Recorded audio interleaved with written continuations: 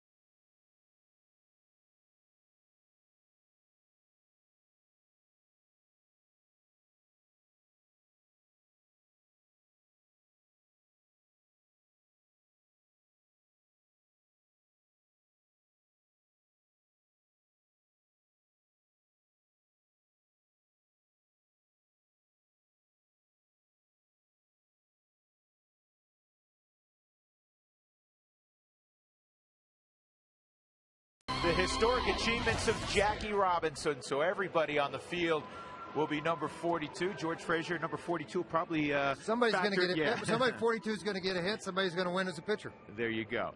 Well, Jorge De La Rosa will wear 42, and he was nothing short of magnificent in his first start of the year a few days back. Well, since June 1st, he's been pretty special, folks. All around baseball, this has emerged as one of the top hard-throwing left-handers in the game of baseball. Not only does he have the devastating fastball, but I think the one pitch that became his out pitch, it's not the hard slider, it's not the big breaking ball, but the changeup. 9 strikeouts in his last start. That was a career high for opening day here at Coors Field for any starting pitcher, and only 1 hit given up. He was just shy of being perfect. Well, he is a very confident kid. You mentioned June 1st of last year. Since that time, he is 17-3. That is special stuff. To the field we go, and Mark Stout. Mark? Drew, in honor of Jackie Robinson today, number 42, we'll have a trivia question about the Jackie Robinson Rookie of the Year award involving these two clubs, and we'll also relive his famous steal of home in the 1955 World Series. That's all coming up. Let's go back upstairs. All right, Mark, we will look forward to that. We are set for baseball. The Rockies looking to sweep the Mets. Colorado and New York. Come on back to Coors Field with us.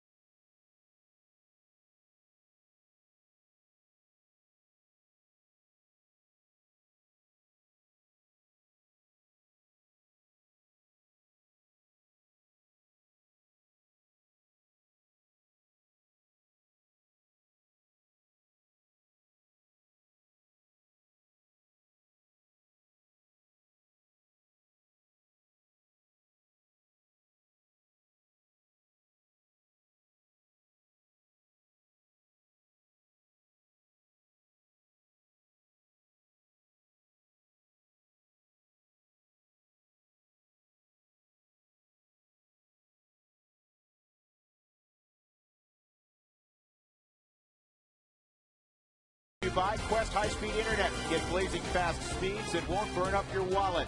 By E470 and Express Toll. Quick, easy, and available to anyone. Test drive it today. By Ford Taurus, the all-new Ford Taurus. It's America's most innovative full-size sedan. Ford Taurus, drive one. And by Grainger, with over 900,000 products for the ones who get it done.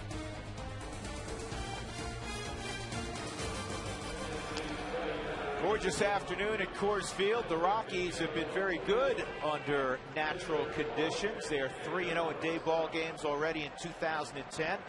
That, of course, is Jose Reyes hitting .222 in the early going. And here's the rest of the Mets lineup for Jerry Manuel. Luis Castillo in the 2-hole. David Wright, a home run in each ball game so far. Jason Bay down from Boston.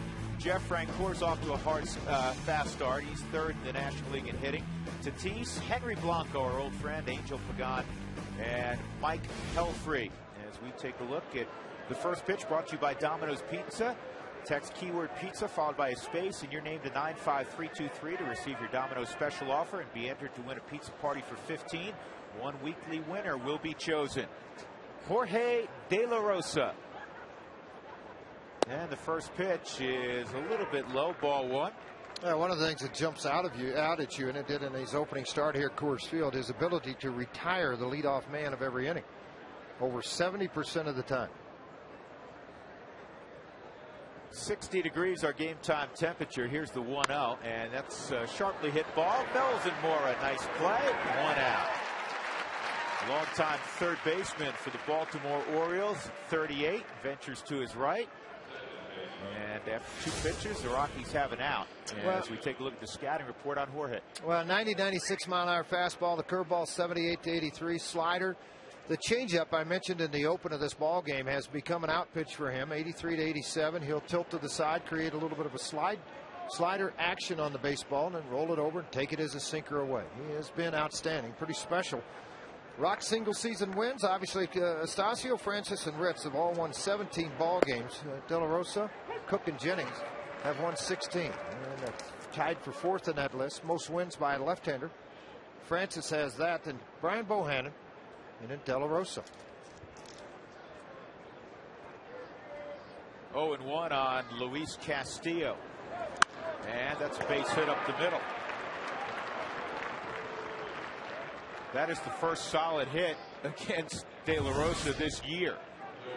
He gave up 1 hit, kind of a bleeder through the right side in his first assignment of the year against the Padres. Defensively, similar to last night in the outfield, Smith, Fowler, and Spilborghs left to right. Stewart and Tulowitzki left side. Now it'll be Melvin Moore for Clint Barmas at second, as we've already established. Giambi for Helton at first, and Miguel Olivo doing the catching. Now, the Rockies did not post their lineup till about an hour before first pitch, as this is pulled foul by David Wright. He may have broken the bat, and the reason being, Jim Tracy wanted to confer with Todd Helton to see if he would go this afternoon, and Jim Tracy elected to go with Jason Giambi. Todd Helton, by the way, 6 for 7 lifetime against Mike Pelfrey, so Pelfrey's thrilled that 17 is not in the lineup. Did he go? 1-1. 5 pitches, 6 pitches now have been thrown. 4 of those have had contact. And again, those 2 balls are 1 more, and they're 1 right back up the middle. Hit fairly hard. Here's the pitch on the inner half. It's off of the plate. Did he go? Pretty quick. Might have to take a second look at that one. I'd have rung him up, George, but I'm a little biased. Well, yeah, you're a little bit of a homer. That's all right. There's nothing wrong with that. That's when you'd hear everybody yell out of the dugout, yes, he did.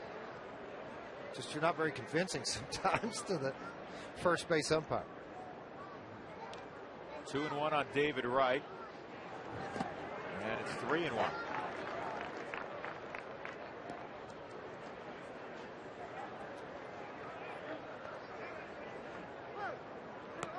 Those 17 wins we talked about in the open since June 1st of last year, the most in baseball.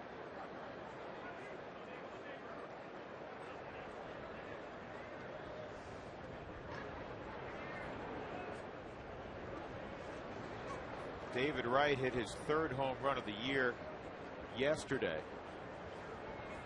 2-run shot to give the Mets a short-lived 3-1 lead. He didn't hit his 3rd home run last year until May the 7th.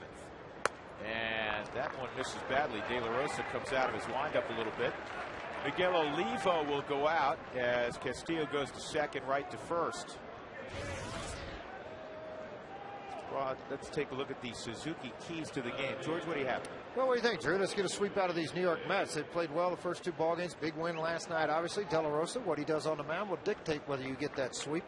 And managing the bullpen in the bench, something Jim Tracy does an exceptional job of doing. And that left-handed side loaded with a lot of power today. Hop, Helton, and Gonzalez. Particularly with Hop and Helton. Gonzo's still kind of questionable with that hamstring. Jason Bay out of an open stance.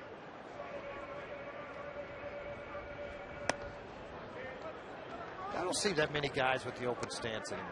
Remember whenever Walker started doing that, early 2000s? Bichette used it a while. Galarraga used it a while.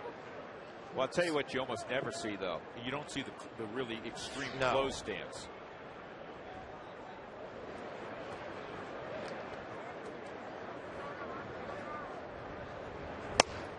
Well, Drew mentioned the other night, Jason Bay picked up his first RBI of the season. He's 1 for 9 on the season with the runners in scoring position. De La Rosa fighting the strike zone. On that overhead, what we're talking about, you can see instead of being square this way, you see that front side's open this way a little bit for the batter, maybe better view, get to the inside pitch a little better. Kind of moves the bridge of your nose, so the Pete Rose always used to talk about both eyeballs instead of looking over the bridge. back up the middle, that's a base hit, and that's going to be the first run De La Rosa has given up this year. So a 2-0 pitch, and there was a changeup knocked up the middle by Bay. That's his second RBI in a Mets uniform. And an early visit from Bob Apodaca. De La Rosa has not looked comfortable. He has missed with his fastball, George. Typically has worked ahead the whole time, and now all of a sudden not doing it. It's a ball, as Drew mentioned, change up out away at 84 miles an hour, and it stayed up in the strike zone versus down in the zone. And the Mets right now, it appears they're just trying to think right back up the middle and keep the ball on the ground.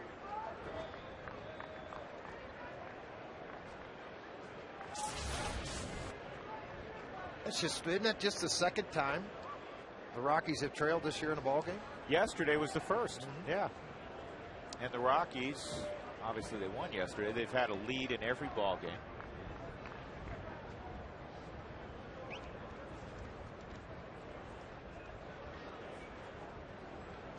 See how they go at Jeff Francoeur.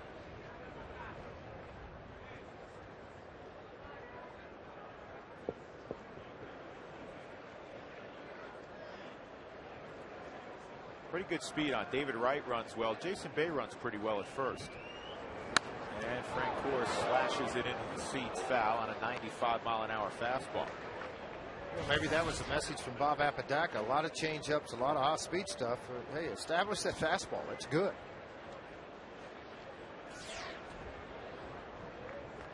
Gotta watch Wright a little bit. The left-hander on the mound. 121 career steals on the ground is short.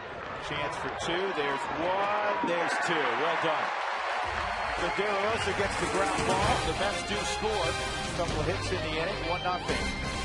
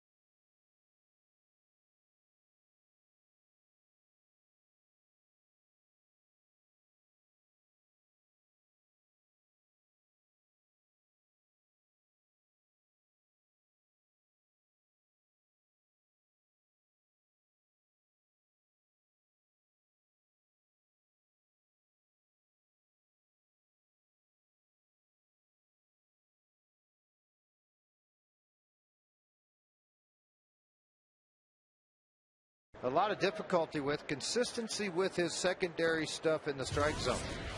Creates him not being anything more than just a hard sinker ball pitcher, and he can bring it. Drew mentioned that. His fastball 90-96. Signed by Larry Chase out of Searcy, Arkansas, was the Met scout. Signed him out of Wichita State. Way inside, 2-0. One pitch that he's developed now, George, because as you said, his secondary pitches had left a little something to be desired, is a split finger. Yeah, well, he's got big hands, so it'd be easy for him to do in a very strong arm. It would give him the ability to do that. But, you know, he had such a struggle to try to throw his slider for strikes. Well, I would pitch very well at the ballpark in New York. Of course, big ballpark. We'll give up a lot of home runs there. 6-5 record at home, 4-7 out on the road with a near 7 earned run average. After the break, had a tough time. 3-8, 567 a year ago. That may have been the splitter right there. Looked like the bottom dropped out, didn't it? Yeah. Here's the 2-2. 3-2. Smith in yesterday's ball game, hitting the leadoff spot, was hit by a pitch and was 0 for 4, though he hit the ball hard 3 times to left field, including a deep drive against Feliciano to the wall. And not this time. He strikes out against Pelfrey. Let's take a look at our Jack in the Box feature. It's time to go outside the box with Jack in the Box. Pelfrey pitched here on September 1st. He'd like to forget about it. He went 4 innings. He gave up 7 runs. He walked a ton, George, and he has had significant control problems in his career, particularly out on the road. And it must be the ballparks to where you don't want to have to pitch in some other ballparks, scared or fear for the home run ball, because he has pitched very well at home. This ball is one hopper to Castillo, 2 outs.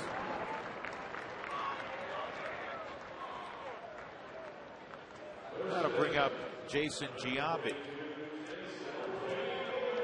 Fans, feed your baseball fever at Taco Bell. If Colorado scores 7 or more runs during any ball game, you know the deal. Go to Taco Bell the next day between 4 and 6. Feed your fever with 4 tacos for $1. With the purchase of a medium drink, that's a steal. 1 order per customer. Here's Giambi with the shift on. And a delayed strike call by Dana DeMuth.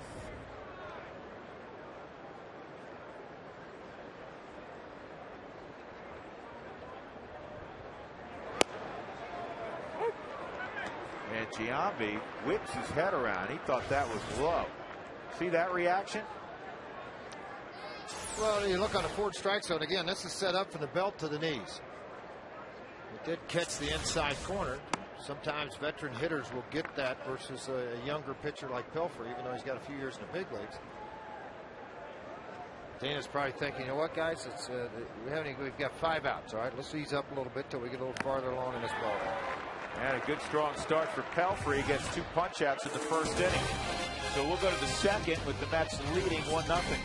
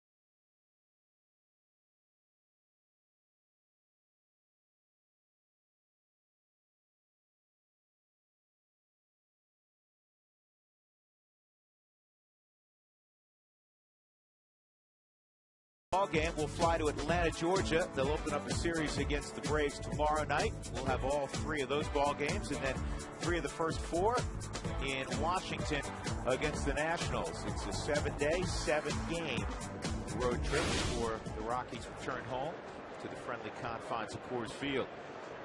Fernando Tatis in the second inning. See if De La Rosa can get command of that fastball. He went off speed and it touched the top of the strike zone. Looks like a pretty liberal zone by Dana DeMuth here in the early going, George. Well, he's a guy that's typically a strike caller. You know what I mean by that? He'll give him corner to corner. He'll elevate the strike zone at times. I forgot to make my stop group. Ooh, another change up, and it's 0-2.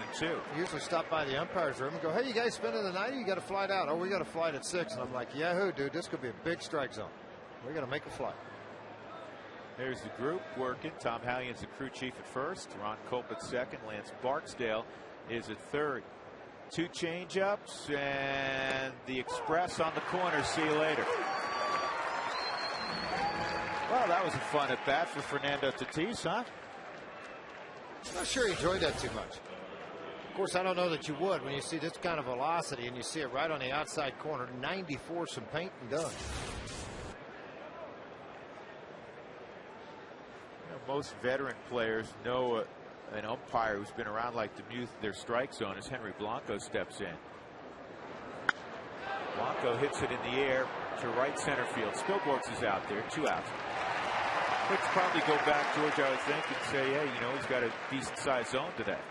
You do. I think a lot of guys now, with all the video that's available in the locker rooms, they can go back and see what he's calling, where he's working, and I would think, as a pitching coach or as a catcher, you know, a backup catcher, that you go back there and spend some time saying, guys, he's giving you the outside corner. Just stay out there. 2 outs, and Angel Pagan comes up. Pagan has hit out of the 8-hole in all 3 games in this series. And the reason I mention it is that there's some speculation, Jerry Manuel, that once Reyes gets his feet underneath him, George, and he's just back a handful of games from missing 4.5 months last year, that he would move Reyes to the 3-hole and have Pagan hit leadoff. Good athlete, runs well. And then just have him knock down Wright, Bay, and Francoeur in the lineup. If you move Reyes to 3, back right up to 4, Bay 5, and Francoeur 6. Reyes has never hit anywhere but really the top of the order. There's that dirty changeup. It's 1 and 2. Well, they're going to have to do something, because obviously the heat's on there. It's on Omar Minaya, who's signed a 3-year extension. It's after the 08 season that kicked in the 10 season. So he's 10, 11, and 12 still there on that part of it. Jerry Manuel is a manager, the coaching staff. 0-2, and that is all for Pagan. That's the Jorge De La Rosa we saw in the home opener. 1-2-3 second, a couple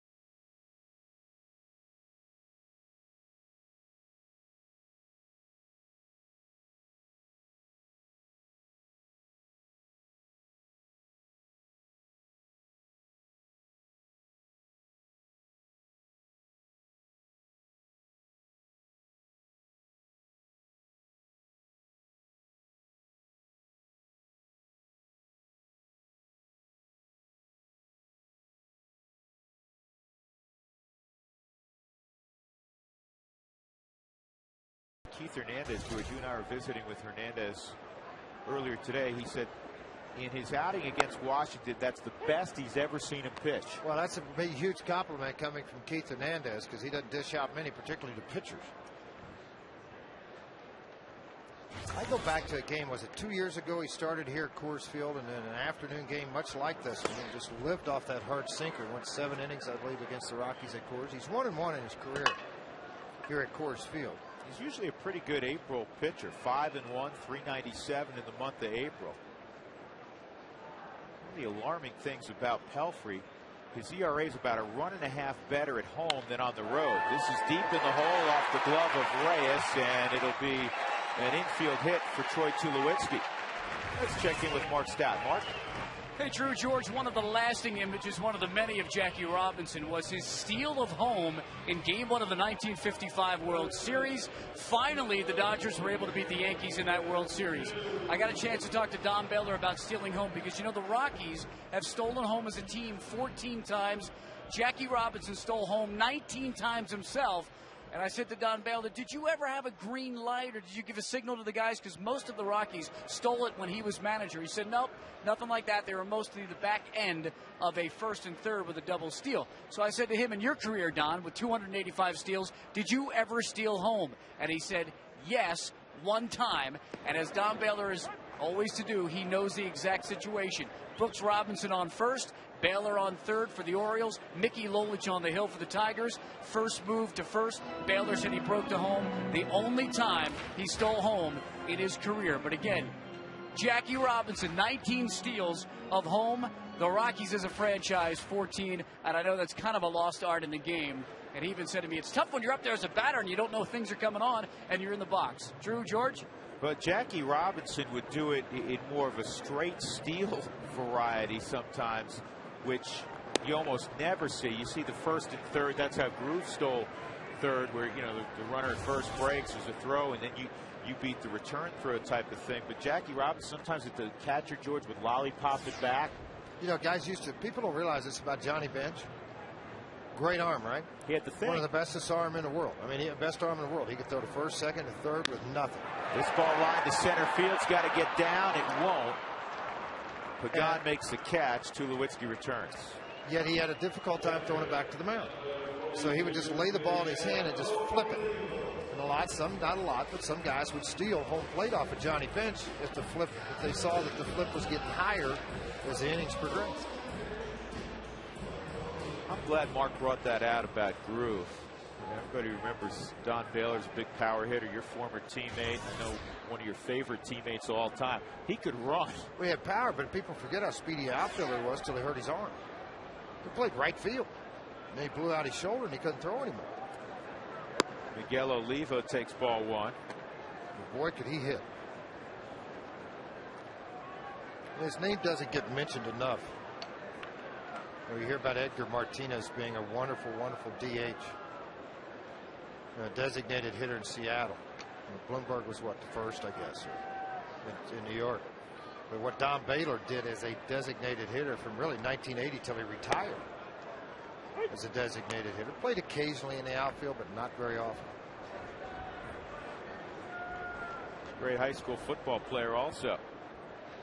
Darrell Royal wanted to play football at the University of Texas. Of course, he's from the Austin area. Still has a home in that part of the country. Also in Palm Springs. He and his wife, Becky. Runner going, and the throw to second is in time. And Tulowitzki, who had 20 bags last year, is cut down. Well, one of the best, and I mean the best defensive catchers in baseball, but he's always worked as a backup guy, is Henry Blanco. Now, he's always thrown out a very high number of would-be base stealers. Not an easy throw to do it on, but an extremely strong arm. A guy that has incredible accuracy going down to second base, and Tulowitzki with a pretty good jump still was thrown out by a pretty good margin by Henry Blanco.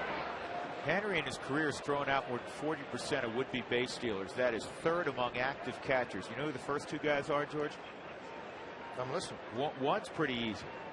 Pudge Rodriguez. Pudge Rodriguez. And two, I'm forgetting. I read this yesterday.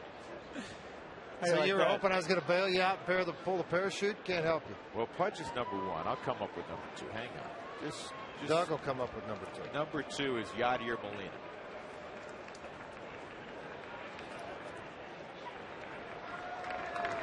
Don 3 and 2. Don Baylor, by the way, played 1,285 games as a DH, 923 as an everyday player in the outfield.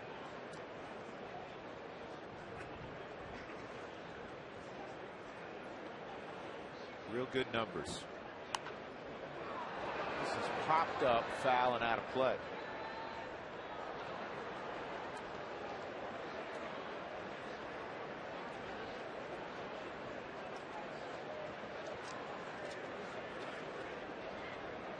Jim Tracy, when he was asked recently about, would you match up one catcher with one certain pitcher, Trace doesn't like that. He said, we're not going to have any of that. He said, this ball's hit a mile, stay fair. A foul ball. He said, you know what? Every pitcher's going to be able to throw to both catchers. We're not going to just pair one guy. No, and he's had a little bit of that in his past, in his career as a manager, where he had one guy throwing to one guy and another. And I just think that that's hard on everybody. 3-2 count on Miguel.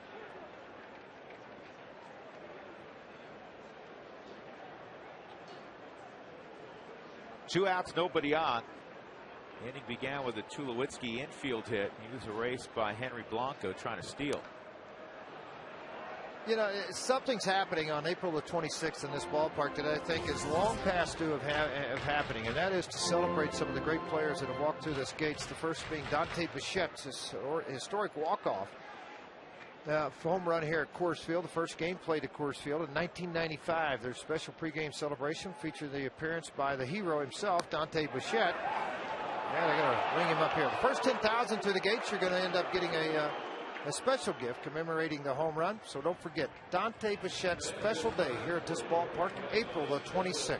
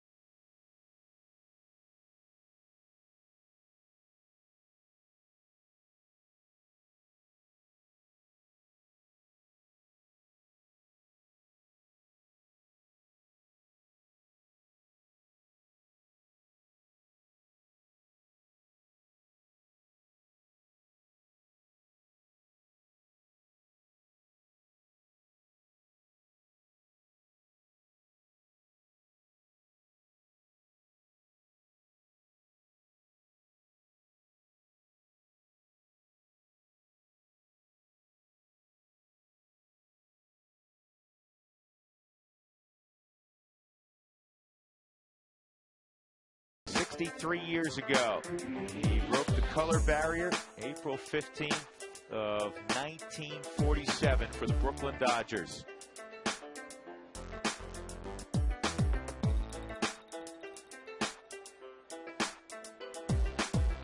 First Rookie of the Year in Major League Baseball. Back when they only chose one. Mike Pelfrey will lead it off against Jorge De La Rosa.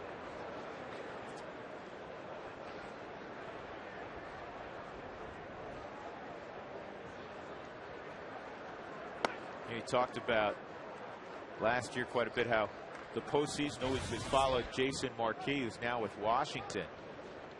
9 seasons, 9 postseasons for teams that Jason Marquis performed for. That misses. It's 3-0. Well, how about Jackie Robinson's first 10 years in the big leagues, 6 World Series with the Brooklyn Dodgers? Got to know how to pick your teammates, pal. Yeah, I guess so. Because back then they kept losing to the Yankees. Ball 4. Man, oh man, you don't want to do that. 4-pitch walk to Pelfrey, who's not going to do a lot with the bat. That's the second walk allowed by De La Rosa. That brings up Reyes. It's time for the Breaks Plus Take a Break poll of the game. What's in store today? Do you think a walk-off home run is the most exciting ending in sports?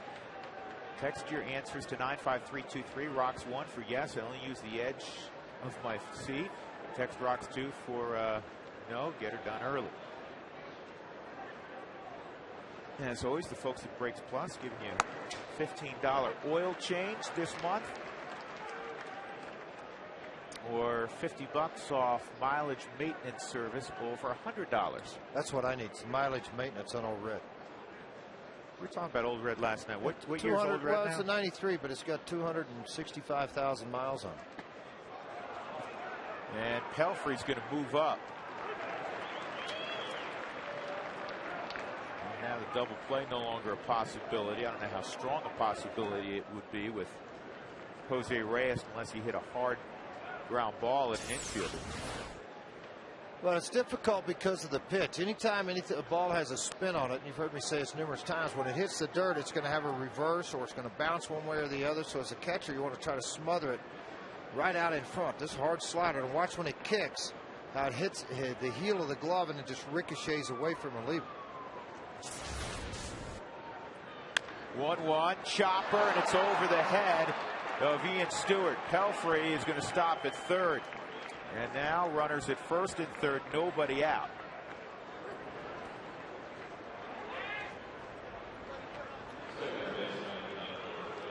Let's check the Coors Light Cold Hard Blast. Last night, Rockies hit a couple of home runs. Chris Iannetta ended the night, though, with a walk-off blast in the 10th. Second time in his career he's hit a walk-off home run. Did it last September 29th. Against the Milwaukee Brewers. Got a walk-off single earlier in his career. Coors Light Cold Hard Blast. First and third, nobody out. Castillo at the plate. He takes a strike. Castillo had a base hit back up the middle. You got a guy with a liberal strike zone. You have a pitcher who's 6'7". And unfortunately, Jorge missed the strike zone on 4 straight pitches. Leadoff walks will come back and haunt you. Well, they got him hung up. Yeah. Pelfrey broke. And the out is not recorded. Oh, man. Olivo cheated up. And the Rockies butcher what should have been an easy out.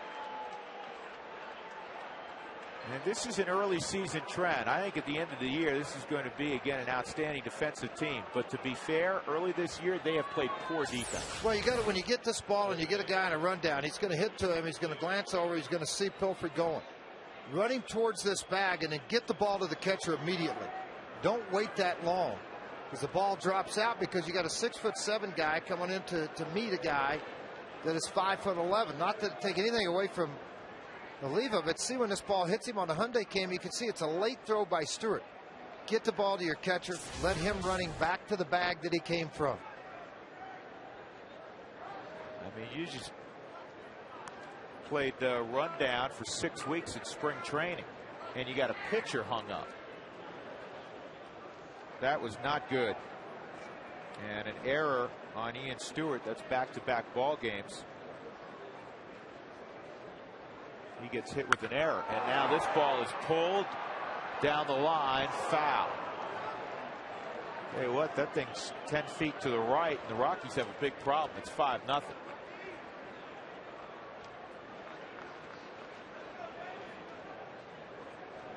You made a great point, George, and Ian Stewart knows this. You want to get the guy going back to the base he came from. That throw's got to come early. It has to come early. Get the ball to the catcher and let him bring it back to you. Again, as a pitcher, you rotate in until your first baseman gets there. Shortstop runs back to cover the third base back. And now we have a problem because Castillo broke and Reyes never did. Another pickle situation. And Olivo is going to tag out Castillo. Castillo kind of walks by the base and said something to Jose Reyes. I don't know if Reyes missed a sign from Chip Hale, but the Mets are giving the Rockies opportunities to produce outs on the base paths, and Colorado's 1 for 2.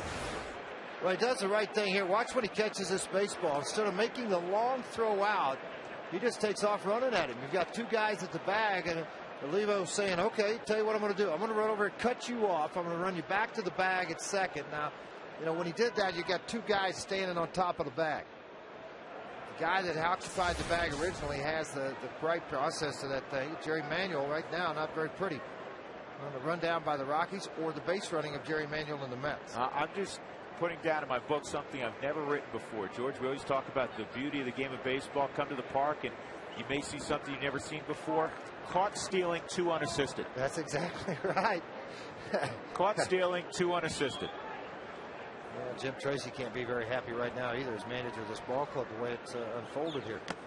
You know, last night, George, they played a sloppy ball game. They committed 3 errors, and there very possibly could have been a 4th on the ground ball by Gary Matthews in the 9th inning that Troy got to and wasn't able to secure. But the good news is you won that ball game. Tonight or this afternoon they haven't played a tight game here in this inning. Hopefully only 1 run will come across. 2-2 on David Wright with Reyes at second base. Outfield nudged a smidgen toward right center with Dexter Fowler. David Wright will use the whole ballpark, though both of his home runs in this series have come to left. Reyes takes off, and it's way inside. Chance to get him. Right on the bag. What a throw by Miguel Olivo. So the Mets helping out the Rockies. They're just running all over the place on the base pass. Rockies had 3 chances to produce outs on the base pass. A chance to be in the dugout. Of course, you know, different things may have happened. Obviously, with the situation, if you do get Pelfrey, maybe they don't try the double steal, but this throw's right on the money. I just don't like that play there. You have David Wright, who's swinging the bat well at the plate. You have great speed Reyes. He's in scoring position. And now Wright is gone, and the Rockies Did they really just get a 1 run. Did they really just get a run out of there? That was one of the weirder innings you'll ever see.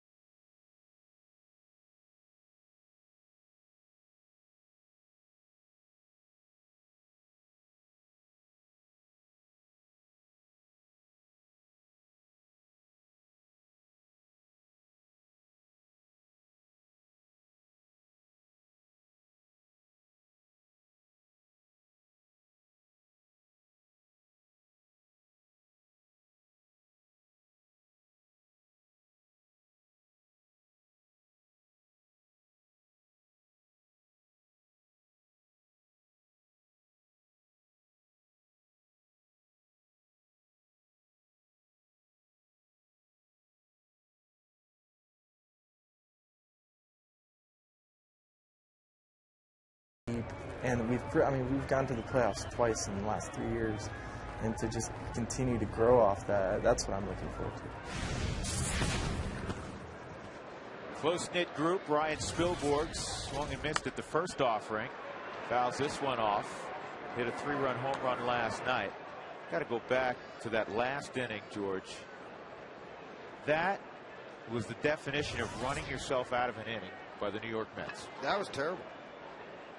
It was horrible. The whole inning was bad, and they got 1 run out of it. To be in the heart of your order, what was Castillo thinking about? Maybe they had a sign, obviously double steal, that Reyes missed it, or that's the only thing somebody I can think did. of.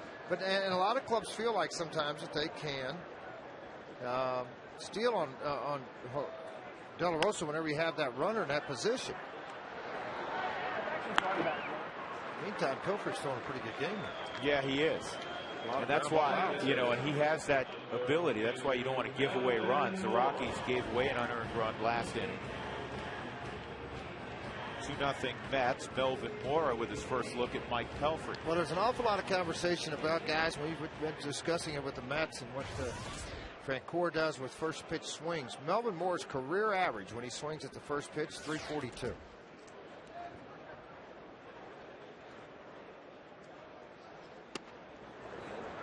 And strike one on Melvin.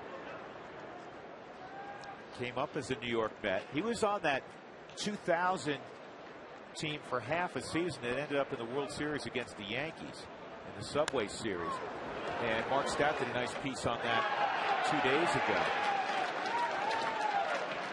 ago. Mora was traded to Baltimore, where he had a terrific career for Mike Bordick. Right-handed pitcher. The Yankees. Mora played 1,256 games. He was a shortstop, Bordick. I played with a Bordick that was a pitcher. So it's a ground ball up the middle, and Castillo's not going to venture a throw. The 38-year-old Mora playing like Jackie Robinson did. Dives into first base. So with 1 out, Mora's at second, and that'll bring up De La Rosa. Well, Melvin Mora running a little bit of that speed, still has it after 1,256 games with the Orioles. That's 15th all time since 1901. Here's the head first slide ahead of the throw. Said Mora at second, Mora at first, and De La Rosa will try to move him to second.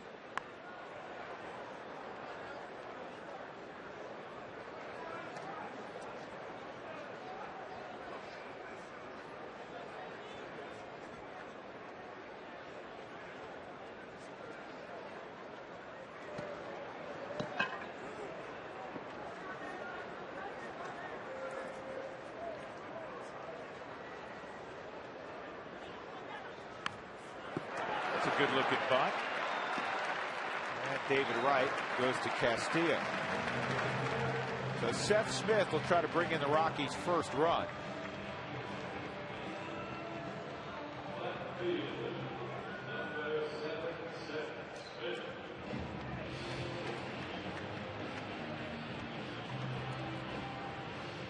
Let's take a look at the Amica hit zone for Seth Smith. And again, these are numbers from last year. Once there's a fair number of at-bats, when we show you the Amica hit zone on a nightly basis, we'll show you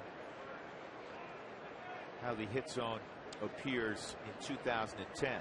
Well, it's not a coincidence, too. When he hits leadoff, this ball club wins games. Combined between 2009 and 2010, the ball club's 16-8 when he leads off.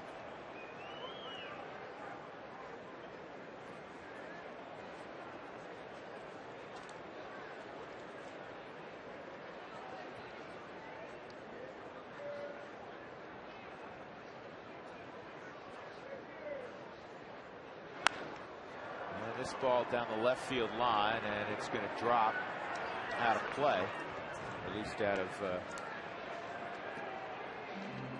play for Jason Bay. 2-strike count on Smith.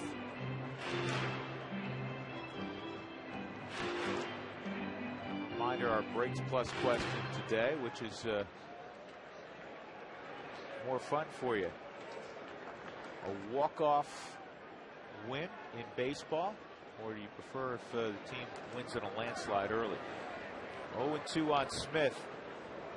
Moore at second. One thing that Smith has established very early in his major league career is that he is clutch. Great pinch hitter. Best in baseball last year. And one of the best hitters in clutch situations late in ball games a year ago. And this is pop foul and out of play.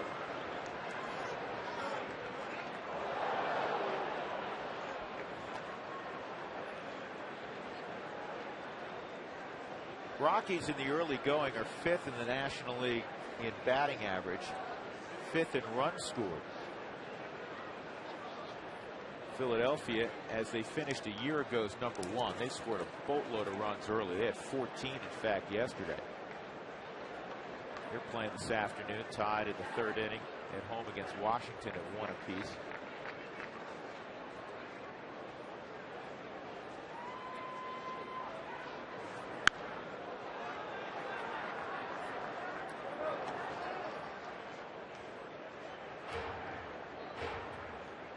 Rockies also 5th in home runs, and they've hit a home run in every ball game so far.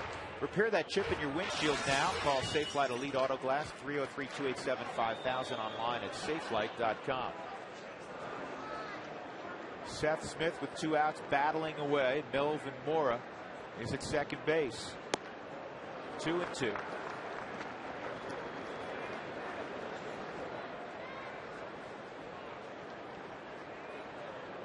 Miguel Olivo is going to the hill. We'll give you a quick injury update. Brad Hopp did appear last night as a pinch hitter. He's available. He's feeling much better. Now, Carlos Gonzalez, they're going to continue to evaluate him today. Jim Tracy allowed before the game that if there wasn't, significant improvement, they would contemplate putting Gonzalez on the disabled list. It would be retroactive to the start of this week. That hamstring strain. And this is a pop-up for Jose Reyes. Belfry has looked very good.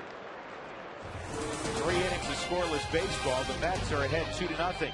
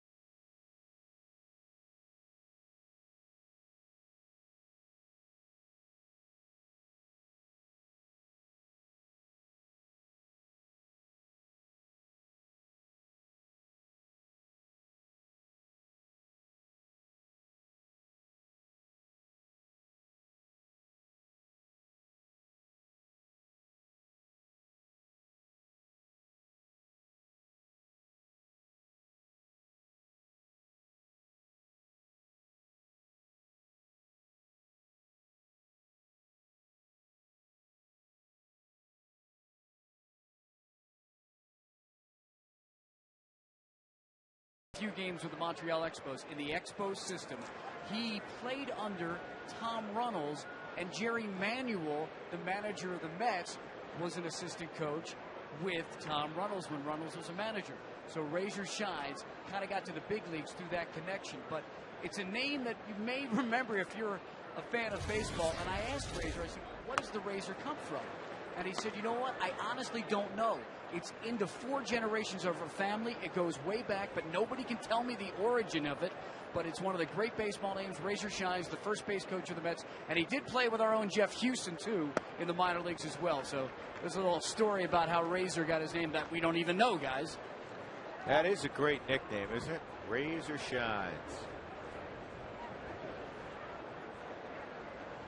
2-0 on Jason Bed. Didn't give in with the fastball, went to the changeup, and it's 2-1. And I think that's one of the biggest difference between De La Rosa now and 2 years ago is he used to be a thrower. Now he is a pitcher. 3-1.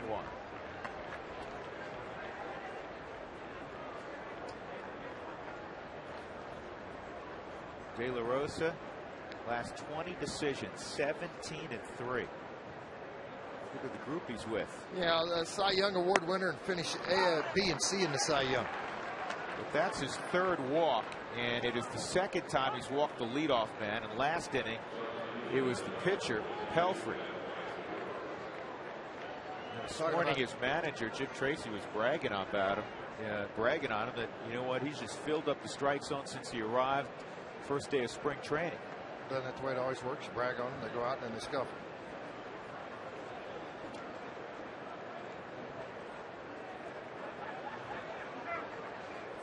Strikeouts in a season. Last year, Jimenez struck out 198. De La Rosa, the best for a Rockies lefty, 193. Petey, as he was known, Pedro Estacio, struck out 210 in 1999. Line drive, base hit. Bay's going to try to get to 3rd, and the throw there is not in time, and the Rockies do what you always hate to see. You throw and try to get that lead runner, and the trail runner ends up at 2nd. 2nd and 3rd, nobody out.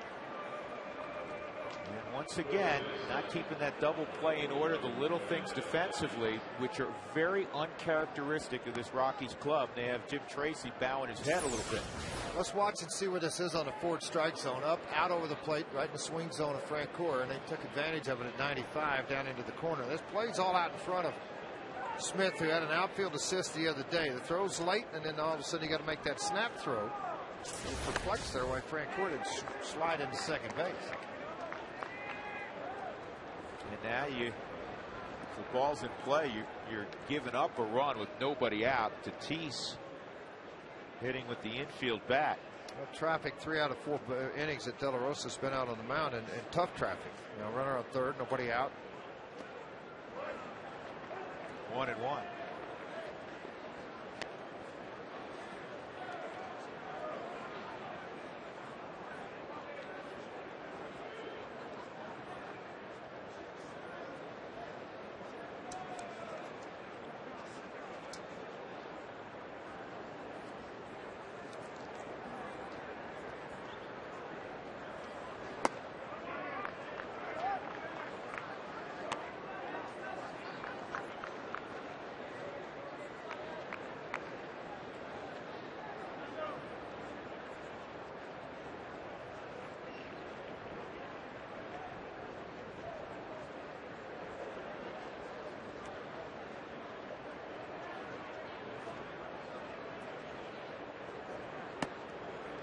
Three and one.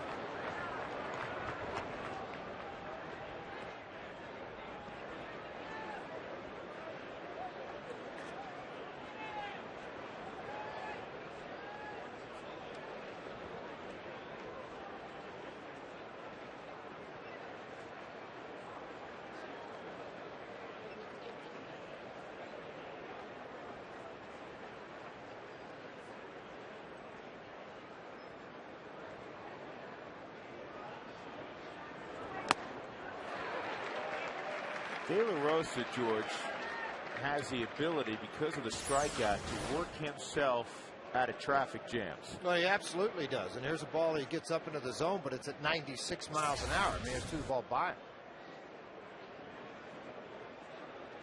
8 base runners for the Mets already in this game. In 7 innings against the Padres in the home opener, De La Rosa allowed only 3. 3-2, and that's not close. So now they're loaded up for Henry Blanco. The good news is it does give you an opportunity to turn 2 for the 2nd time already in this ball game. Bob Apodaca has to jog to the mound. 4 walks allowed. Only 1 for De La Rosa against the Padres.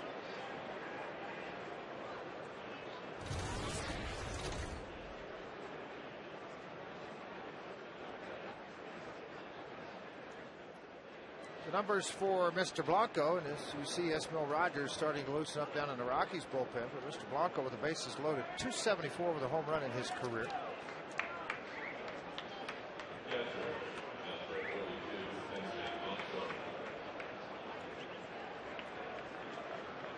'38-year-old Henry Blanco.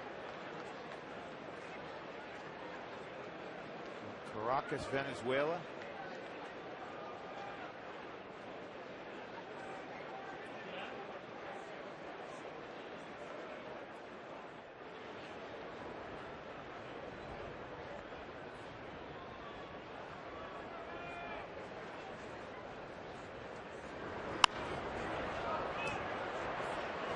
This is shallow. Smith will make the catch. No advancement for Bay.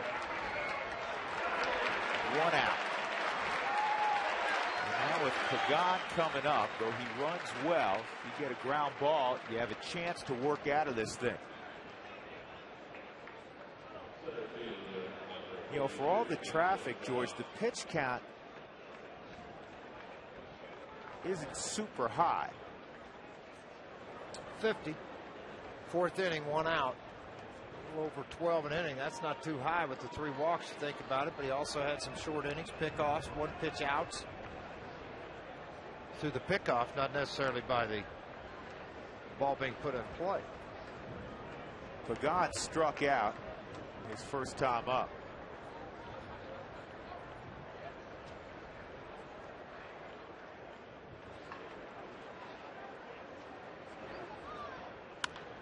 And this could be 2.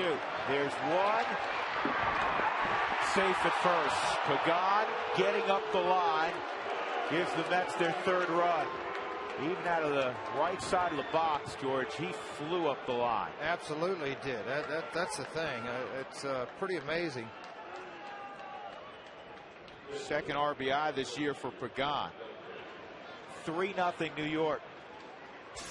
Well, they're doing the little bitty things to try to get some runs. That's the one thing about it. Here it is. You see the step, couple of hops. It's an easy feed for Tulowitzki, but the speed of Pagan getting out of the box, realizing, you know what, not hit that hard, I got to go. If I can go, I can get our ball club another run. It worked out that way for the Mets. Looking on the Hyundai cam, you're going to be able to see the play over at first base well ahead of the throw from Moore.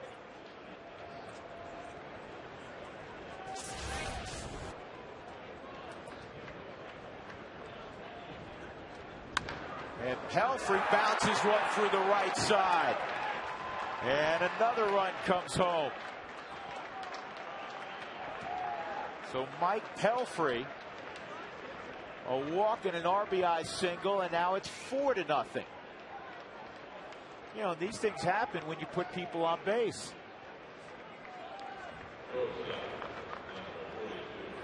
Pelfrey didn't get a pitch to hit in his first at bat.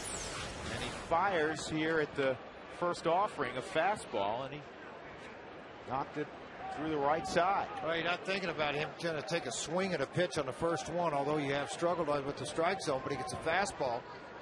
And Francoeur comes in to score, and it's all of a sudden a 4-0 ball game. The Mets with 5 hits in the ball game. Pagan went 1st to 3rd.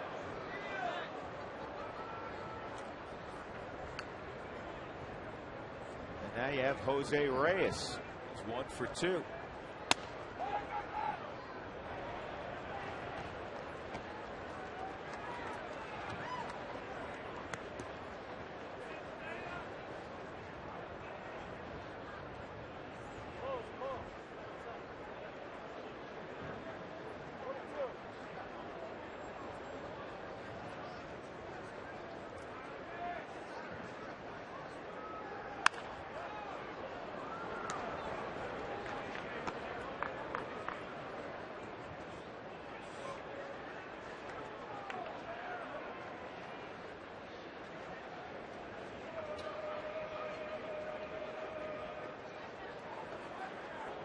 moment ago, you thought that De La Rosa had gotten out of it without giving up any runs on that ground ball to short. Pagan just beat the throw, and then Pelfrey bounces one in a right field. Instead of 2-0, it's 4-0. That's pretty big hole to climb out of, at least the way Pelfrey's thrown the baseball in the first 3 innings. Hard sinkers. He's worked that split finger pitch he developed in spring training and shown a lot of sliders. A lot of ground ball outs.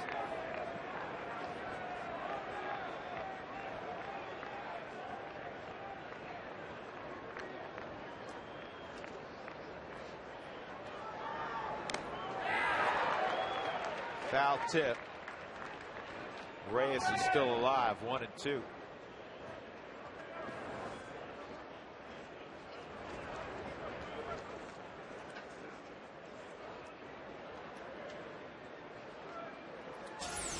Well, let's look on the Hyundai cam. You're going to see the bottom drop out of this pitch, and he's just able to catch the bottom side of that bat with the baseball. Try to keep this at bat alive. You're ahead 1-2 with 2 outs. Make your pitch. Make him chase it.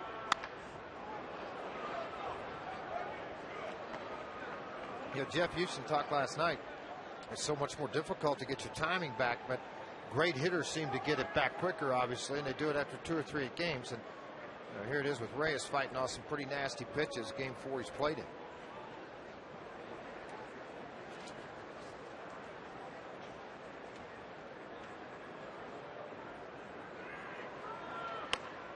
And he's doing it again there.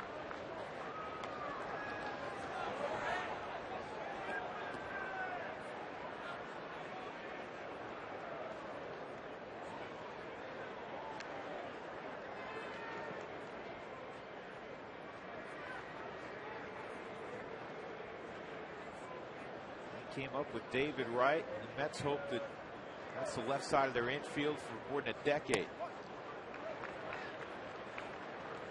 Got to get some starting pitching to go along with those two, and now the addition of Jason Bay, Jeff Francoeur last year.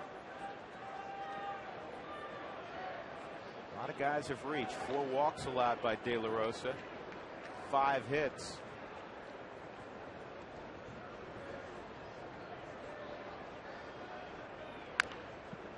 And has handled the bottom end of that bottom third of that lineup, with the exception of Pelfrey. He walked and scored, and he squirted one through the right side for a base hit.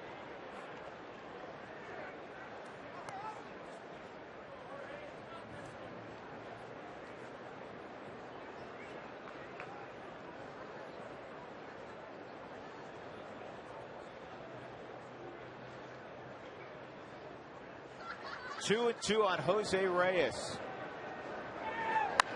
And a line drive to right, Spilborn sliding and making the catch.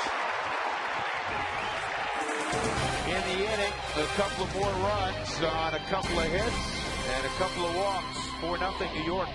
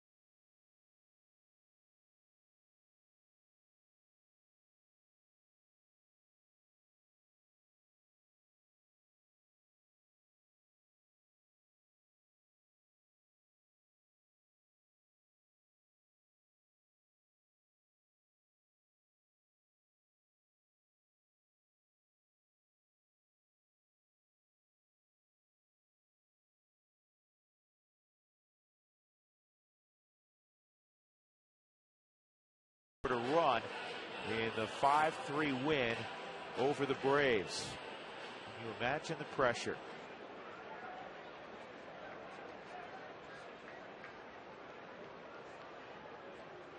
Jackie Robinson Day throughout Major League Baseball. Jackie hit .311 in his 10-year big league career, drove in 734 runs, scored 947. Here's Dexter Fowler, and he takes a strike.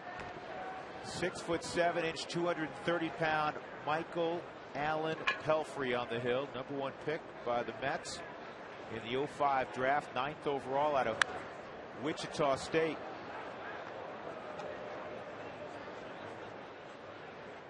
Well, Wichita State, you go back many, many years. Kenny Steenstra, remember that guy? Yes, in the late '80s, threw the ball very well with the Phillies.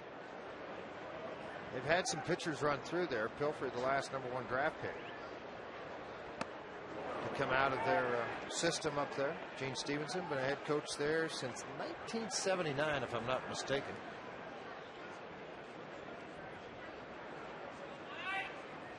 That's great position players. Joe Carter. 2-2. They've had a lot of guys come through that got to the big leagues. I mean, Charlie O'Brien was one of the best catchers. Didn't ever hit much at the big league level, but was a very good catcher. Went to Wichita State. His son Chris, now they're playing.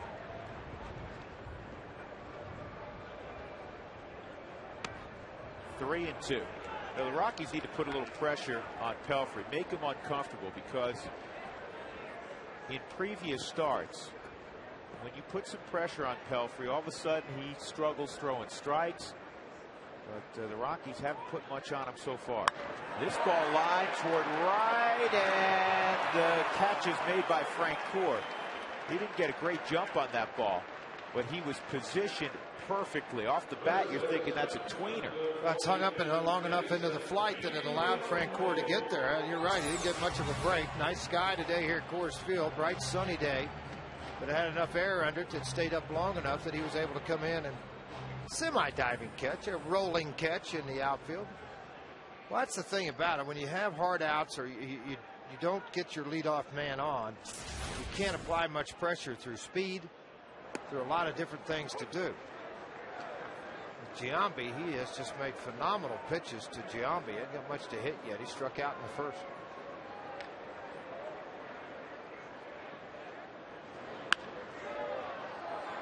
Oh, and 2.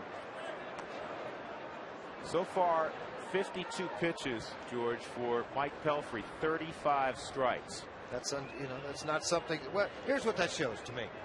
When he throws strikes, he can be really, really good. Sure. When he doesn't, he's not very good, and he has a tendency not to throw strikes a lot. Well, unfortunately, because he's got stuff to win a lot of games at the big league level. Remember what we told you about what Keith Hernandez thought of Pelfrey's first outing of the year. He said it's the best he's ever seen him pitch. That was against Washington, but still, you look at the line, 6 innings, he walked 4 in that game. Walked 4, struck out 4, didn't give up many hits. And is that because you start to accept somebody that's not living up to the potential, but you're looking for ways to have him as maybe they looked at him as a #1 starter, #2 starter because of his draft pick and velocity and everything else, and the way he pitched when he first came up. Maybe he's more of a true 4 and 5 starter in a rotation. Yeah, strikes out Giambi again. 4 strikeouts. 2 outs. That'll bring up Tulowitzki, who has one of the Rockies' 2 hits, and both hits are infield hits. We're in the home stretch for the 2010 census. It's not too late. Fill out and mail back your census form today.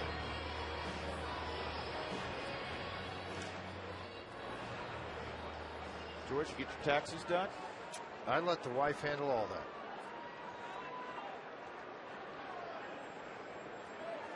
Like everything else around the You're house, absolutely Kay gets it done. 100% correct.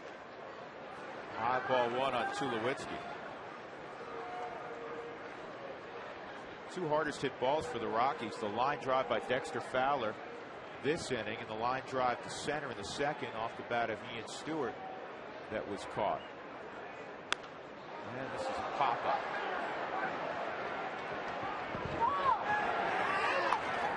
David Wright makes the catch.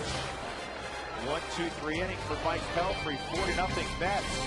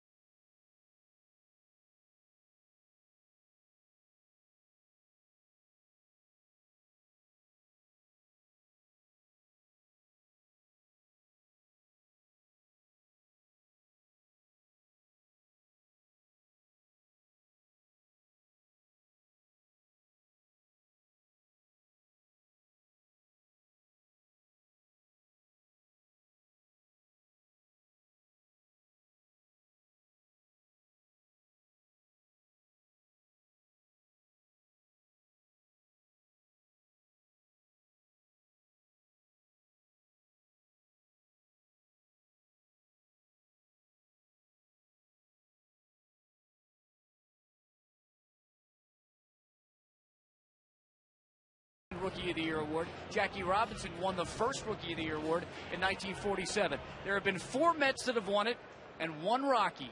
Can you name those 5 players? And Gino's giving you an easy hint, believe me. Let's go up to Drew and George, guys.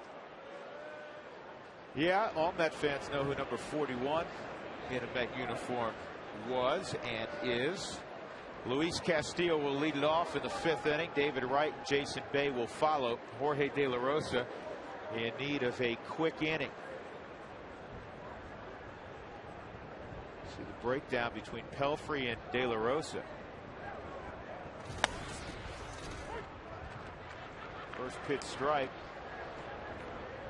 Here's a mini trivia question. Think about this at home. I'll give you the answer quickly. What do you think the major league average is for first pitch strikes? How often is it 0-1 as opposed to 1-0? You know, that's pretty interesting. I haven't ever looked it up. I'm just going to guess, looking at it, about 53% of the time. Not bad. 58% of the time the pitcher throws a strike on the first delivery of an at-bat. 58%.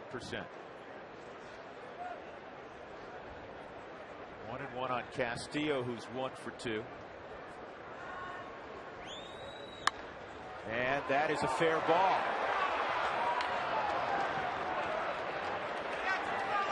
A leadoff double.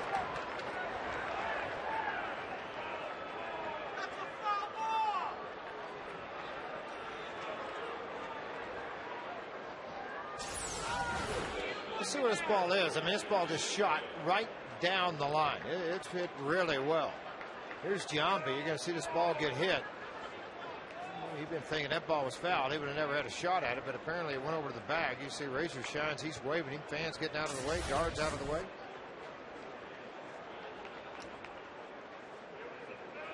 Jim Tracy's saying, you know what? Did you see it? Let me know. Did you see it?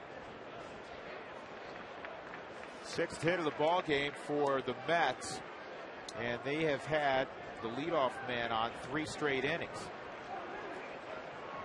The Mets have made some big moves during this game today versus the first couple of ball games. They were 2 for 20 runners in scoring position. Also 3 for 8 with runners in scoring position. More opportunities. I think you're into the 5th inning right now, and they've already had 8 chances at this thing. Make it 9 right now to drive in a run.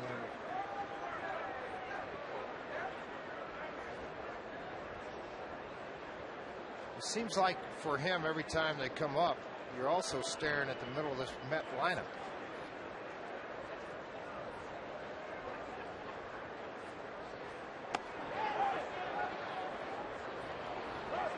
One on Wright.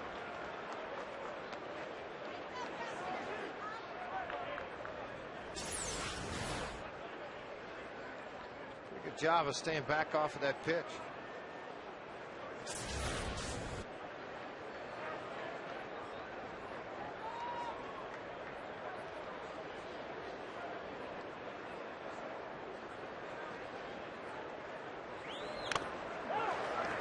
David Wright's from the Norfolk area, and his summer league team growing up in high school had this infield. David Wright at third, B.J. Upton at short, Ryan Zimmerman and Mark Reynolds on the right side. Is that any good? That's pretty good. Not only all 4 get to the big leagues, all 4 are star level players. 2-2. In fact, David Wright grew up with B.J. and Justin Upton. Justin was the bat boy, David told me. He said, we knew he was good. He just was physically stronger than all the kids his age.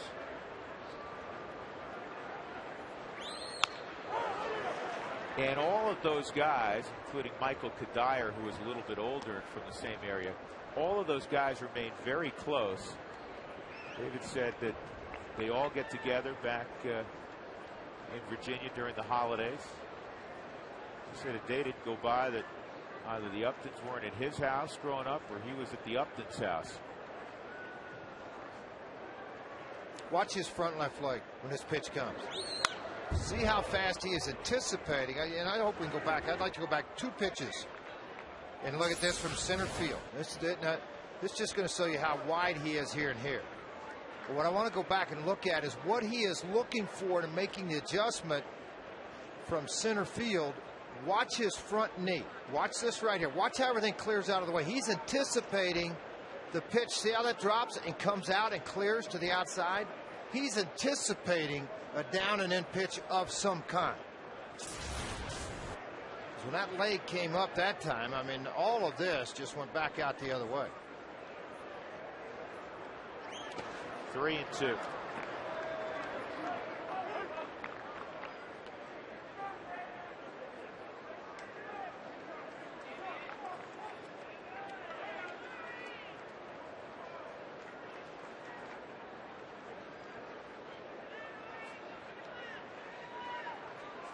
Some days it's a struggle, and it's been a struggle today for De La Rosa. He doesn't have that good command.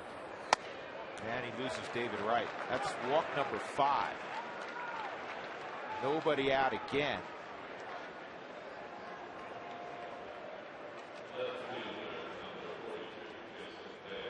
Well, when you don't walk people, you get, as a pitcher, you start to get upset with yourself because things just aren't going the way you want them to go. You're not hitting your spots on this given day. You're out of sync for whatever reason, and you can't find that release point.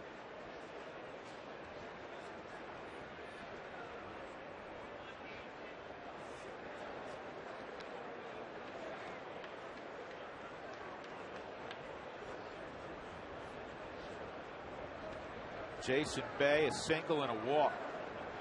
Drove in a run in the first inning. Well, and again, you're talking about 5 walks with a wide strike zone. The number of pitches he's thrown in this ball game and how it's been spread out over innings. You can see in that second inning where he went out and just dominated them with a couple of strikeouts and a fly ball to right. Didn't take very many pitches. But after that, his pitch count has really climbed significantly, with 23. Ismail Rogers going at it again in the bullpen. Basically, this is his role. When they're up by a lot or down in this type of situation, he'll be the guy that will come into the ballgame. Trailing 4-0 with nobody out here in the 5th.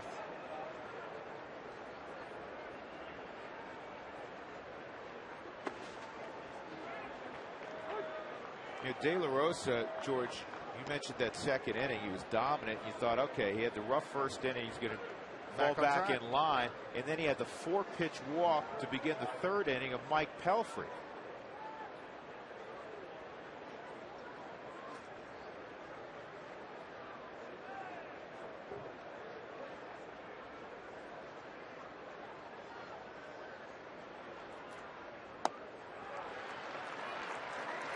That is the first out. Jason Bay gone. That'll bring up Jeff Francoeur. Let's get an answer to our AT&T trivia question. Here's Mark again. All right, Drew, again, Gino's here, originally from Queens. He's been here since '78, so you know he's not going back. But it's called the Jackie Robinson Rookie of the Year Award. For the Mets, Tom Seaver in 1967, John Matlack 1972, Darryl Strawberry 1983, Dwight Gooden 1984, and for the Rockies, of course, Jason Jennings in 2002. And Drew, I think, wasn't Jennings' debut at Shea Stadium when he threw that shutout and hit a home run? That was his debut. That was one of the great debuts of all time. Jason Bay won it in 04. He beat out Holiday and David Wright. You also have Beltran on the Mets, who won it out as a Royal in '99. And Houston Street, of course, won it with the A's recently. He's the most recent Rookie of the Year winner. But it's the Jackie Robinson Rookie of the Year Award. Jackie won it first. Knocked down by Stewart, no play. It'll be an infield hit for Francoeur. That was a tough play. You can say whatever you want to about it. I think that was a very difficult play for Stewart. So they're loaded up for a guy who's familiar with bases loaded situations, Fernando Tatis. Ball's hit. It's going to be a backhand, but what got him was that second hop coming in. It just took off straight up into the air when it wasn't fielded cleanly. All he could do is eat the baseball. They've got the bases loaded and 1 out. Now, the guy at the plate hit a grand slam against the Rockies last year. He has 8 career grand slams, including being the only player in big league history to hit 2 slams in 1 inning. Was it off the same guy? It was off Chan-Ho Park. Chan-Ho Park gave up 8 runs to this guy's 2 swings. That's not very good.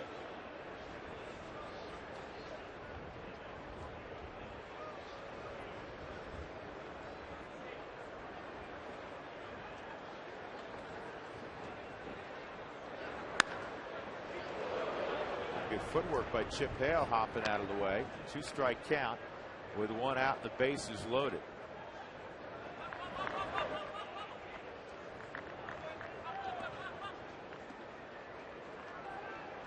Eight RBIs in an inning, naturally a major league record. I don't see that one getting broken.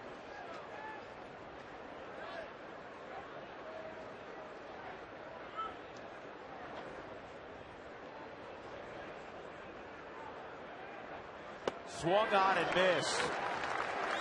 Big punch out there, the 5th of the ball game for De La Rosa. But he's not out of the woods yet because here comes Henry Blanco. Good pitch down and in on the back foot, a very good low ball hitter, but you could drive it to that backside because of his stance. He's a firm believer in that upright stance. It helps you stay a little taller. It gets you maybe to the high pitch, but that back foot slider, fastball slider away from right-handers is difficult for those upright guys to hit. They're all very good high ball hitters. Henry Blanco takes a ball. He was a Rocky for 88 ball games in 1999. It's interesting, his original position, third base in the Dodger organization. Mike Scioscia, the guy, AAA manager at the time with the Dodgers, made the switch for him. With your arm, your hands, your footwork, you need to go back behind the plate, son. 11 years in the big leagues later, here he is. First year of pro ball was 1990. Last year he was with the Padres. And this gets away and another run's going to score. Man, it has just been an awful day for the Rockies. Tough day for De La Rosa and a tough day on defense. A wild pitch. Look and see what this ball is. That had a weird reaction. Did it skip between him? Did it go over him? Tried to reach out and backhand the ball. When he did, Blanco swung over the top of it. I thought maybe it was a foul tip or something. And when you see Olivo take off running on it, look right here. Misses the pitch. Closed too soon. I wonder if when he closes like that soon, if they maybe close the eyes in anticipation. What do you think? You know, we always talk about a catcher. When he calls for a breaking ball, you anticipate the ball being in the dirt. Well, the same thing with De La Rosa's changeup. It has the same kind of, you know, it kind of falls off the table the opposite way. This ball's a pop fly to right. Long run for Skillborn to get there. And fair territory makes the catch. And De La Rosa, minus the wild pitch, would have worked out of it, but it doesn't work that way.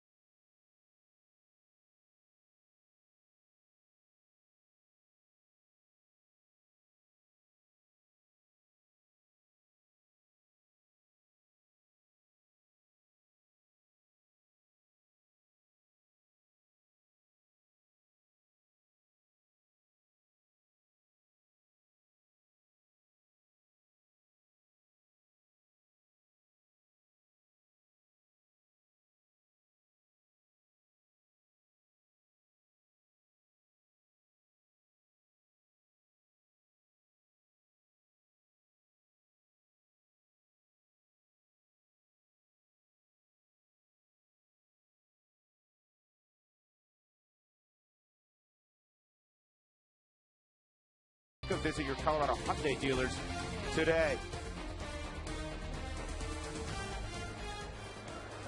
Fifth inning, Rockies will have Ian Stewart up, trailing 5-0. Mike Pelfrey's been very, very good. He has had 3 1-2-3 innings. The Rockies have 2 infield hits. That's it.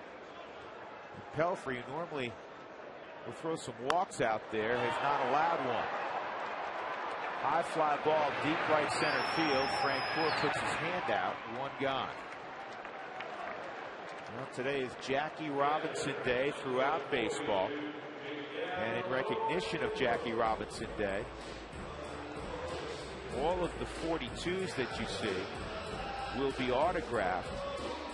And they'll be auctioned off on MLB.com, the official website, of course, of Major League Baseball, with the proceeds benefiting the Jackie Robinson Foundation. The foundation, which was established back in 1973, provides 4-year college scholarships, graduate school grants.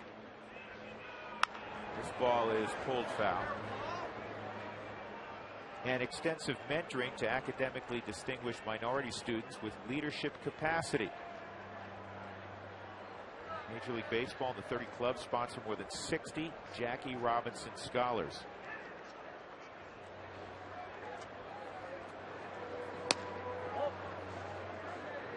One and one on Miguel Olivo after a lengthy at bat. He struck out his first time.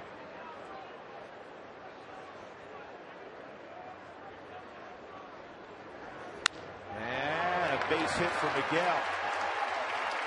Well, the Rockies catching tandem is now 11 for 26. 3 home runs and 4 driven in. They're hitting a collective 423. That's Olivo and that man, Chris Iannetta. That's good stuff.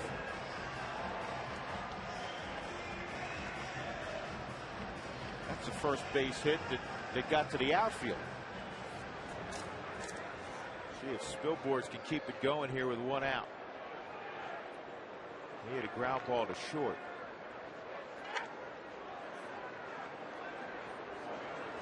And that's roped toward right. Frank Gore is going to make the catch. Well, unfortunately, they've had a couple of Adam balls. Remember the previous inning when he came in and had to dive on a line drive catch and make a play on that ball. He gets another one over the second out. Gotta give Bob Johnson, George, some credit. You say who? Well, he's the advanced scout for the Mets because their outfield today has been positioned perfectly. Well, and think about it. He's pitched to the defense. The other night, it was difficult for Maine and Nice to pitch to the defense. Pelfrey's been able to do that. Dexter Fowler thought he had himself at least a double on a rope toward the right center field gap, but Frank Gore was right there. Here's Melvin Mora. Melvin had an infield hit.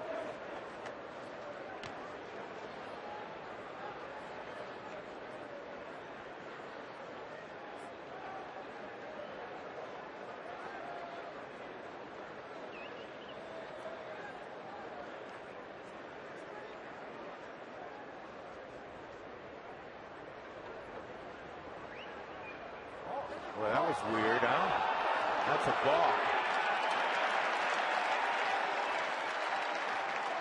Yeah, Mora was trying to call timeout and started to back out of the box. Timeout wasn't granted, though, by Dana Demuth. Right. And Pelfrey just stopped his delivery. Yeah, you have to. I mean, if he goes ahead and throws this pitch as he's backing out of there, then it's called a strike. It's a strike. Strike 2. But because he's the one that stopped, you end up getting the balk called on him.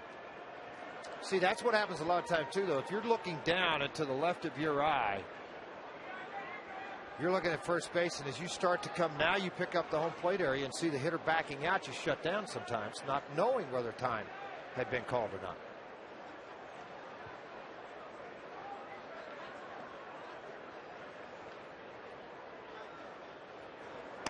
Two and up.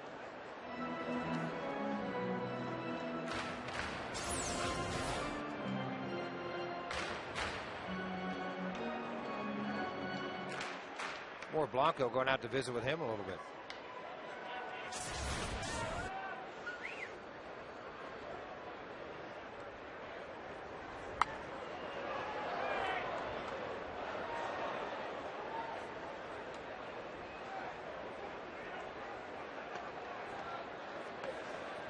Ball and 2 strikes on Mora.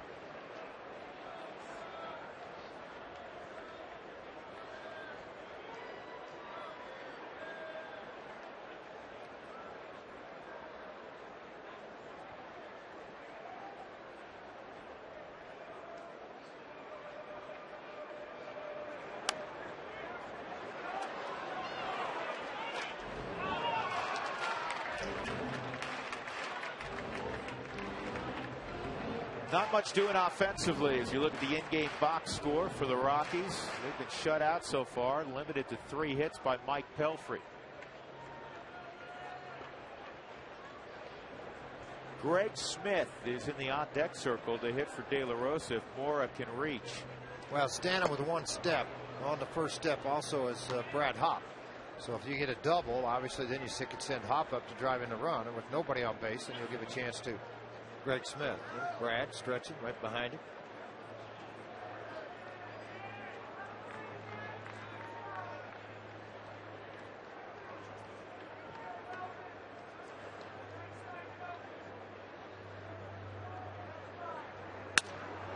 Shattered bat, and David Wright ends the inning.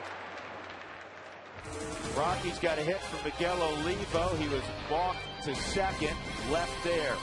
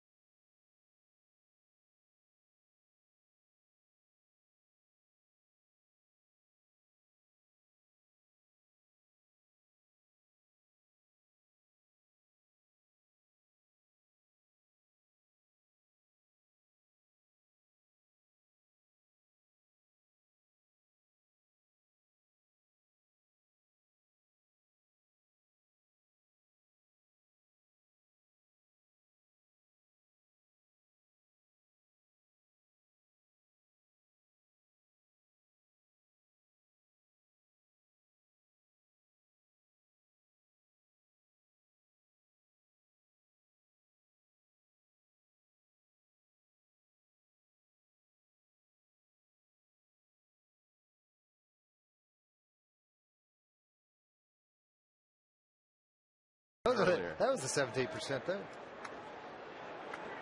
Angel Pagano lead it off. De La Rosa will throw the 6th inning. This is important for him to get through. You're in the midst, George, of a stretch where the Rockies play in 16 ball games in 16 days. This is day 3. You don't want to have a bullpen day. You never want to have a bullpen day. No, you never want to have one anyway. But I mean, yeah, you go out and sometimes you just got to bite the bullet, man. And you go out and you just got to pitch and pitch through it and try to get, you get your club through 6 innings, get out of there. Maybe you got a couple of guys finish the game up for you.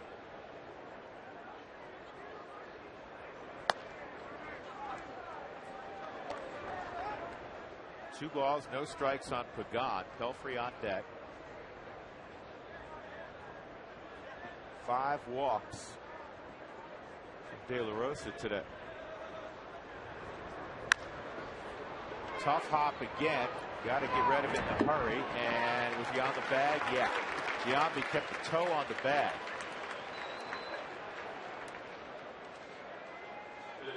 This takes me, as we watch this ground ball to Stewart, it takes me to something Ian told me before the ball game that a lot of people may not realize. The Rockies infield and others around baseball are of different size. Now, the bases obviously are the same at 90 feet between bases.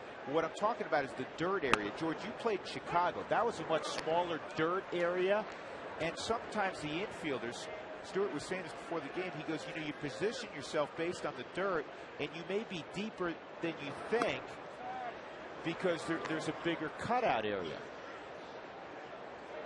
Well, I guess you could say that. I mean, you know, still, you're in your home ballpark.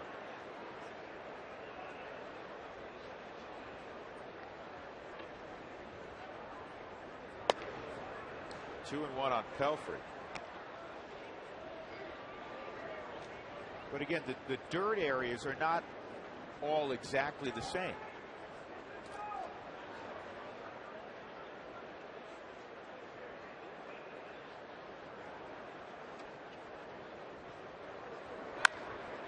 Chance for Tulowitzki. He circles.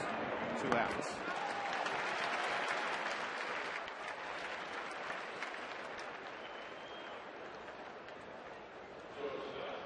See, I would think it wouldn't maybe concern yourself so much with the dirt and the cutout areas. It would be correlation to the bag. Who's up? Am I on the line? Off the line? Pinch? Off?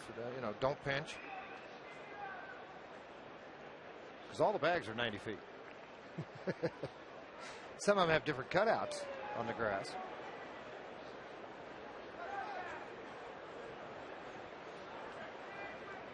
Jose Reyes, 1 for 3. Remember Mile High Stadium, it was all grass when I played here in the late 70s on the infield. That was fun. Had a cutout. It was like an AstroTurf field, a little bit of grass. Jerry Manuel, the Mets manager, also played here. Bobby Pate, another player that was a very good player out of Arizona State, played right field for those Denver Bears. Scott Sanderson was a starter on that team in the late 70s when you're talking about Jerry Manuel.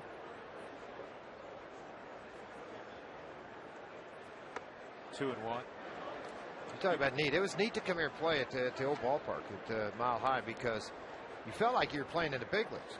The sides of the ballpark. Sure. You know, with the double deck and all the other stuff. The only thing bad about it, you had to walk in from right field on the visiting team and the home team from the clubhouses.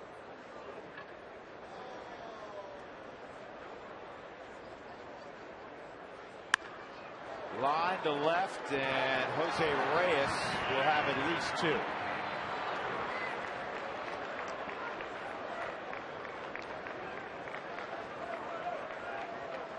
That'll bring up Castillo.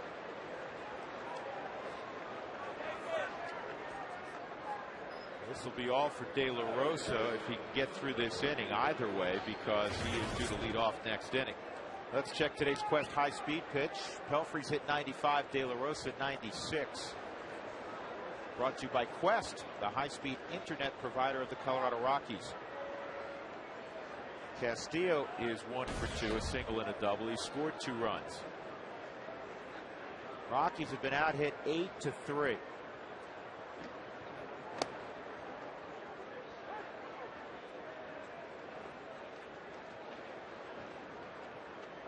Just looks like De La Rosa, George, has been fighting himself all day. This hasn't felt real comfortable, has it? The only reason you say that is just location. Ball down in the dirt.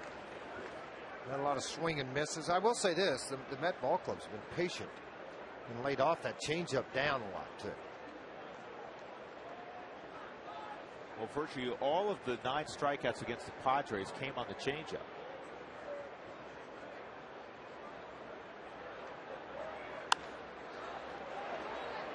Right field, Spilborghs has it, and De La Rosa gets Castillo with Reyes in second. Rockies have to charge up the battery. They trail 5-0.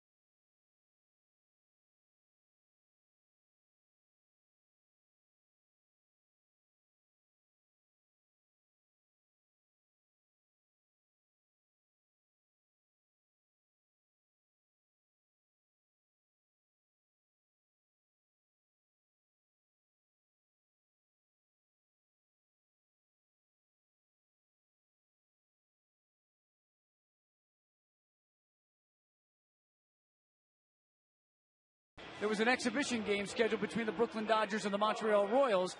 The city of Jacksonville, Florida, was where the Dodgers trained. They were segregated. They said, no, Jackie Robinson can't play here. They went to Sanford, Florida, can't play there. Daytona Beach said, yes, you can play here. So they played at what was called City Island Ballpark back in 1946. That was on St. Patrick's Day. That was the first spring training exhibition game for Jackie Robinson with the Dodgers. After that, the Dodgers moved from Jacksonville to Daytona Beach and eventually built Dodgertown in Vero Beach, kind of because of the situation of the issue with Jackie Robinson. They were there for 60 years until 2008. That ballpark, Jackie Robinson Field, still being used today by the Daytona Beach Cubs. Guys? Yep, that's the Class A affiliate in the Florida State League for Chicago. 2-1 on Clint Barmas, pinch hitting for De La Rosa here in the bottom of the 6th. 3-1. Did you know the kiosk behind the rock pile is powered by 46 solar panels? Find out how you can use the sun's energy at responsiblebynature.com. Indiana native Clint Barmas, and it is pulled down the line just foul. When you looked at his bench, you're not going to send a pitcher up to lead off, and as you got into the bottom of the 6th inning, you're thinking, all right, I'm going to get the fastest guy I can to go up and lead off. If he gets on base, maybe we get some offense going. Steal a base, do what we have to do. You don't start managing because you're down 5-0. Center field.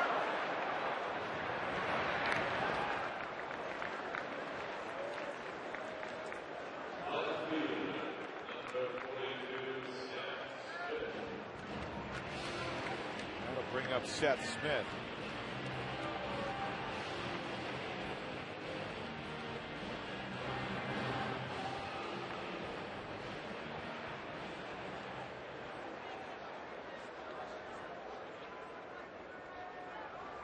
Rockies trying to sweep the Mets, down 5-0. Last time they swept the Mets was July 2nd through the 4th here in 2007. Smith a strikeout and a broken bat pop up to short.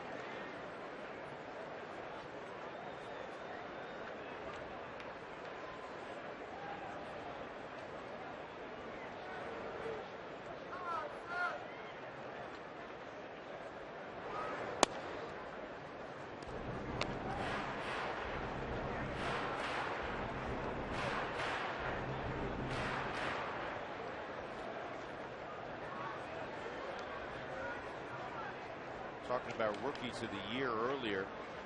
This ball is lined to right center, and this one is going to be cut off by Frank Gore. Again, they have played virtually every Rockies hitter, righty and lefty, with Frank Gore in that right center field gap.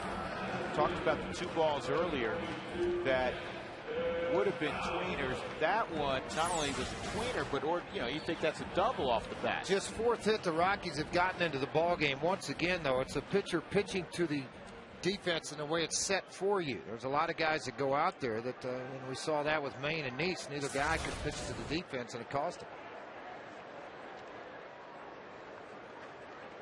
Fowler at the plate with 1 out. I was talking about Mark's piece earlier about rookies of the year with the Mets and with the Rockies. Jason Jennings. Carlos Beltran was mentioned. Carlos Beltran, who missed most of last year, still out, and he's not doing baseball activities yet.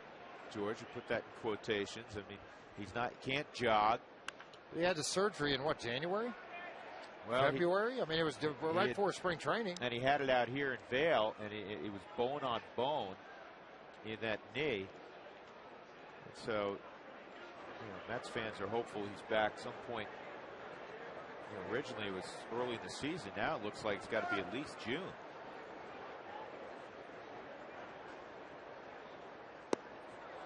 One and two. Jeff Francis is excited because Jeff's going to be headed to Tucson after the ball game to begin a rehab assignment. And originally, earlier in the week, it looked like Jeff was going to be accompanying the Rockies to Atlanta and Washington. As much as he wants to be around his teammates, strike 3. He'd rather be in Tucson. That's good news because that means that they're ready to accelerate the process. Well, get on the bullpen, throw a bullpen, then go out and try to throw live batting practice, then go to a simulated game, and then get on the hill in a game. Here it is, outside corner paint, a little bit off of the plate. Danny DeMuth at 93 rang up Dexter Fowler. See on your Ford strike zone, that was not a strike according to it. Shift on for Giambi. A couple of punch outs so far against Pelfrey. Pelfrey with 5 strikeouts in the ball game.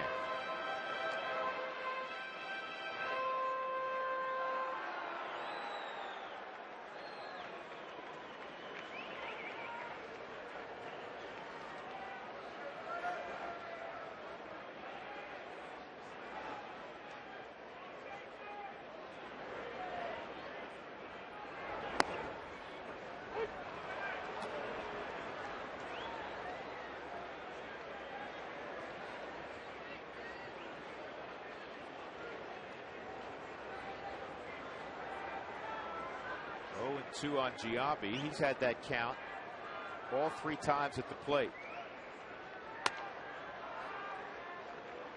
Giambi was drafted in the 43rd round out of high school by the Milwaukee Brewers and then went to Long Beach State, and after his junior year taken by the A's in the 2nd round. See if they come inside here. That's where they went earlier. Yeah, Blanco's rocking to that outside corner. And a ground ball snared by Jose Reyes. So the shift pays off. Smith has left the board. It remains 5-0 as we go to the 7th.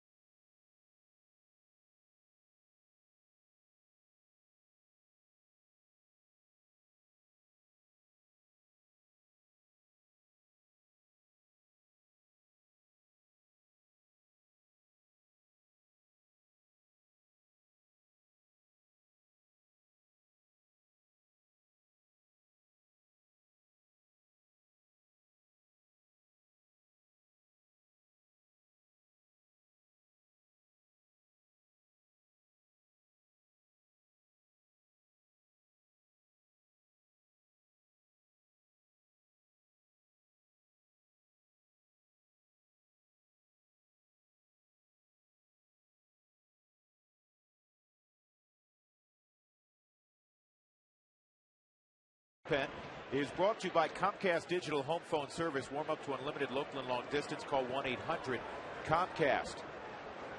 Well, the right-hander coming out to make his 3rd appearance. Second pitch through a couple of innings. He has a walk, 3 strikeouts. He'll have to face the heart of the order, right? Bay and Francoeur. 3 right-handed batters. Work through this 7th inning. Maybe you'd like to see you could get 2 innings out of it. Good curveball that made David Wright flinch.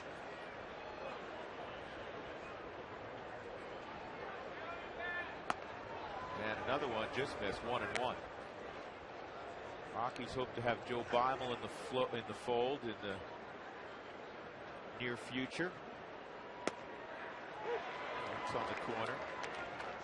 1-2.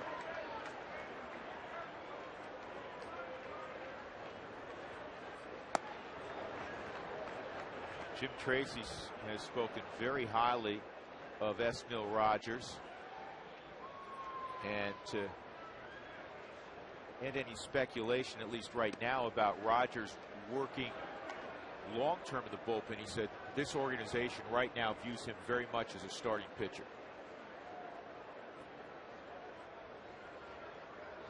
Here's the 3-2. On the corner, no, just missed. Rogers kind of took a walk. He knows he's a rookie. He's not going to show up Dana Demuth, but that was a borderline pitch, and the all-star David Wright earns a walk.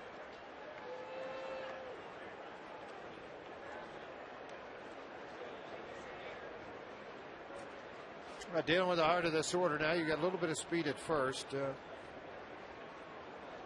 Average speed at the plate. Try to get a ball on the ground, shorten some things up. It's tough to be the long guy, or you want to call them innings eaters, coming out of the bullpen, because other people have their designated roles. And again, you're going to come in, you're going to pitch when you're up by quite a bit or down, and it may be far and few between when you're on a really good baseball team. So it makes it more difficult for you to get those innings needed to stay sharp as you would like to see. And I think that was the effect of his second outing this year in the big leagues. He walked a couple of guys, gave up some hits. Wasn't as crisp as he was in his first outing.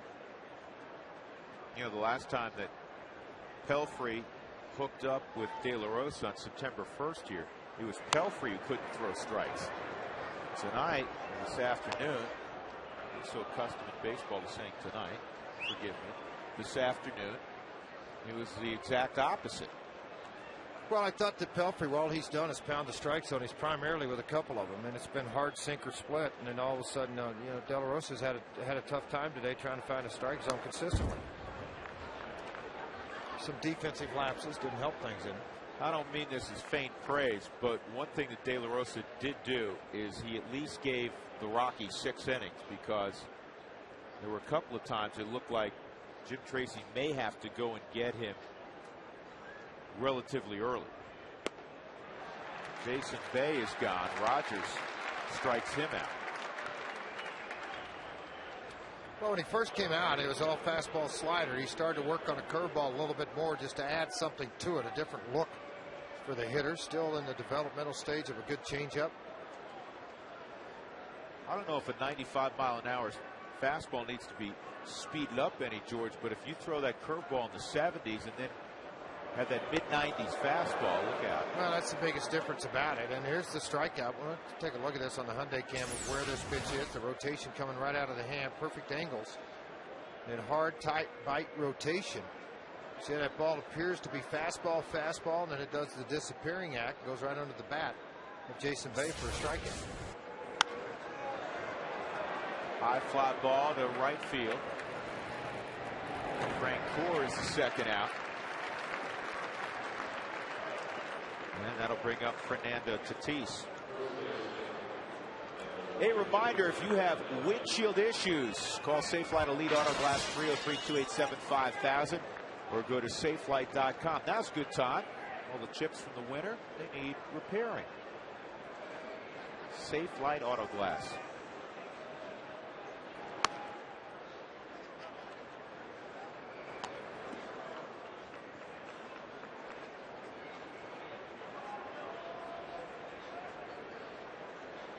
Every hitter has reached for the Mets this afternoon, save the guy on deck, Henry Blanco, who's flied out 3 times.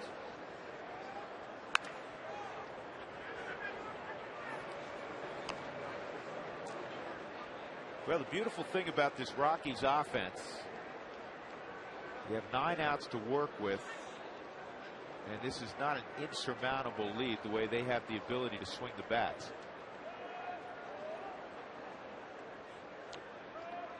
Pretty much needs to happen, though, within this this next bottom half of the 7th inning. Runner going, and Olivo could get a handle. That's the first time anybody's stolen with Olivo behind the plate. David Wright. Well, you got to get a good exchange. Obviously, speed things up. Right with his 3rd stolen base of the season. That ball came right out of the glove of Olivo and right behind him. And the Hyundai cam you're watching is he's going to try to get the ball, call it, catch it, have a strike first and foremost, and then rotate and try to get in a position to throw out the base run. Fortunately, that grip didn't stick.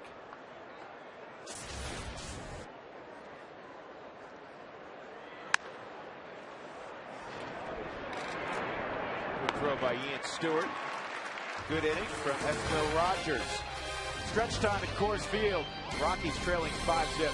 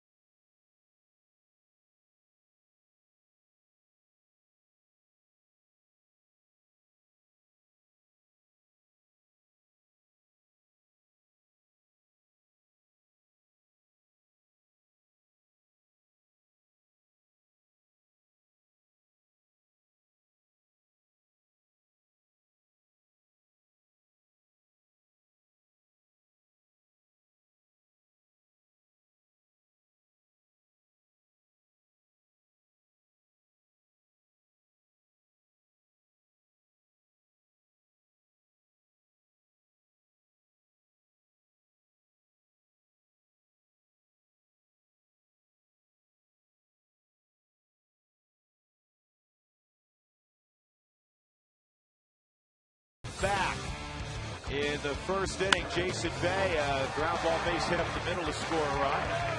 Second RBI for Bay in a Mets uniform. Third inning, the Rockies blew this run down. Mike Pelfrey gets tied up, and then the throw was late from Stewart. Miguel Olivo couldn't handle it.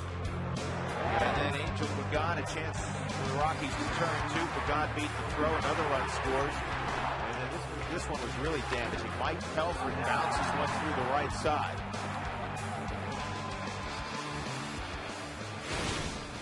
So here we go, bottom of the seventh. It's already an 0-1 count, now an 0-2 count on Troy Tulowitzki, who has an infield hit and a foul out to David Wright. Cooney Lexus look back, brought to you by Cooney Lexus, where luxury has an address.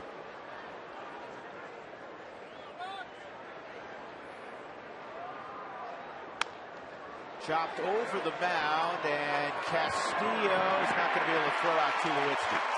That's the second infield hit for Troy. And the leading man is on. Was that a good sinker, George? Well, I sure would like to see things go like this. Tulowitzki, a couple of infield singles. I know Reyes, you know that when you have two great shortstops going at it one-on-one in a game, Reyes backhanded one, couldn't field it to throw him out. This ball over the top, a base hit. Kind of a little inner competition within the ball game when you have two all-star shortstops going head to head.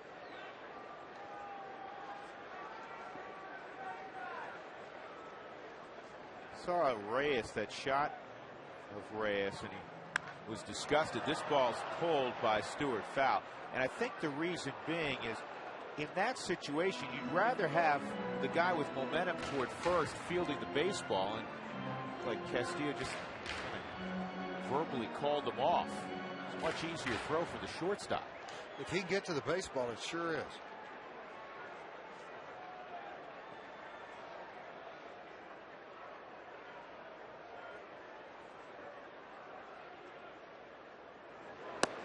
Inside 1-1 on Stewart. Line drive center field, the fly ball to right.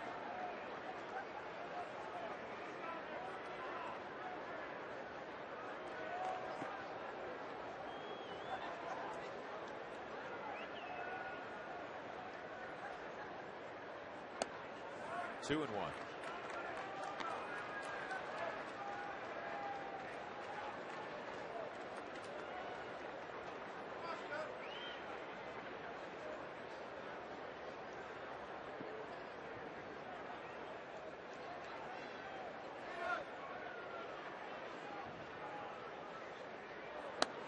3-1. Stewart has reached in all 8 ball games so far this year.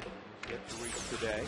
Here's that play again on the bouncer up the middle. See if Reyes could get to this. Yeah, you know what? I don't think he could have got there. there. I don't think he could have. But you're right. I mean, if he can get to that baseball, he's going to have a lot easier to throw than throwing back across the body than a second baseman. Misinterpreting his body language. 3-2. That's what Drew's talking about when he's coming across there. If he can get to that baseball and field it and everything's going in his direction versus going the other way where you take away the arm strength to try to do it. Very few second basemen can do that. Jeff Kent being one of the most recent. Clint Barmas another.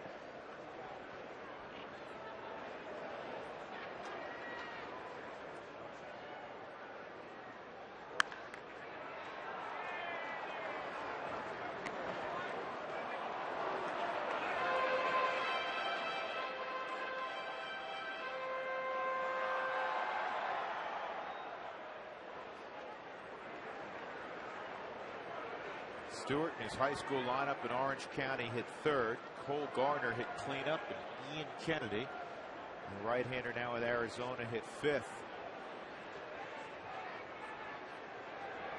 This ball's lined to center field. Pagan will move back and make the catch. Good at bat for Stewart. 1 out. Time for a job done right player of the series.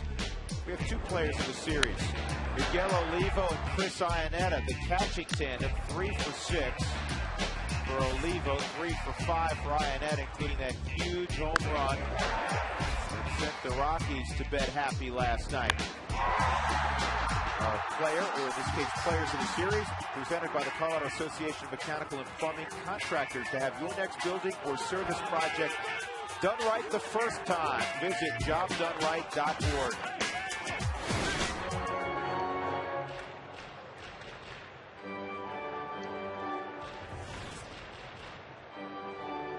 Seven pitches this afternoon from Mike Pelfrey. More than likely, the 7th will be the end of his.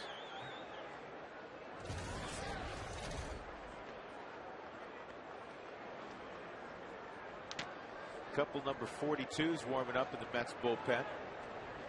Miguel Olivo is at the plate. Outside ball 1.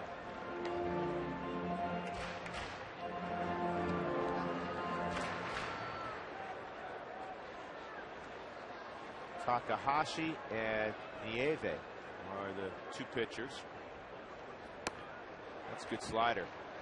7th inning is the Burger King Whopper inning. If Colorado hits a home run during the 7th inning, Burger King will offer a free Whopper with the purchase of a large drink the following day between 4 and 6 at participating restaurants only. 2 home runs already this year for Olivo. That's a good adjustment in bat, within the same at bat, George. That's the same pitch he just offered at. Well, he did, and it's maybe got a better read out of the hand of Pelfrey coming to the plate. You know, as a pitcher works deeper into a ball game, very few guys can maintain their velocity.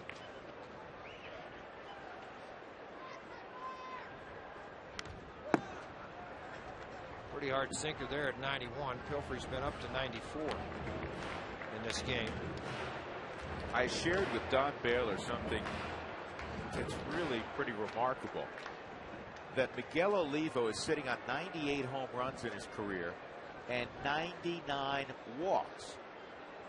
And what's remarkable is no player has ever reached the 100 home run plateau without having walked at least that many times in their career.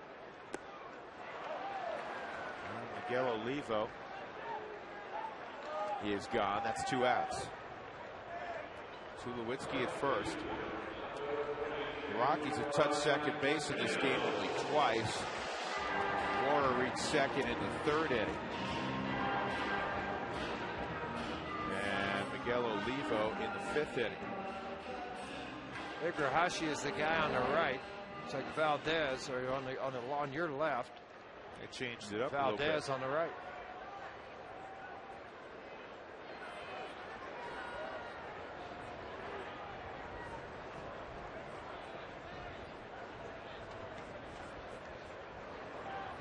Igarashi was impressive last night. Hit 97 of the gun. Spilborg's at the plate.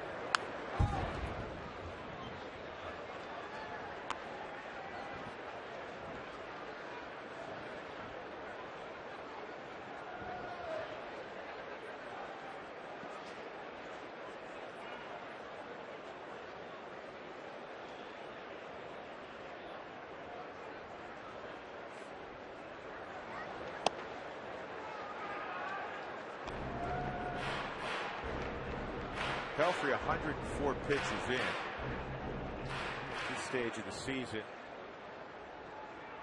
You got to figure this would be his last inning of work, but you never know. Mets are in desperate need of a win. They've lost 4 in a row.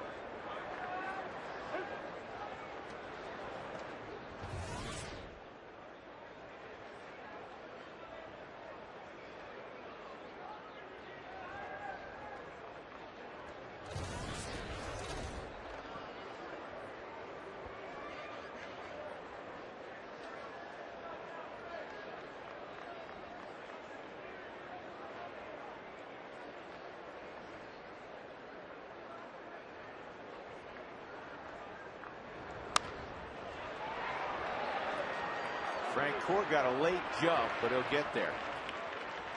Another strong inning from Pelfrey. He's had 7 strong innings. 5-0 New York.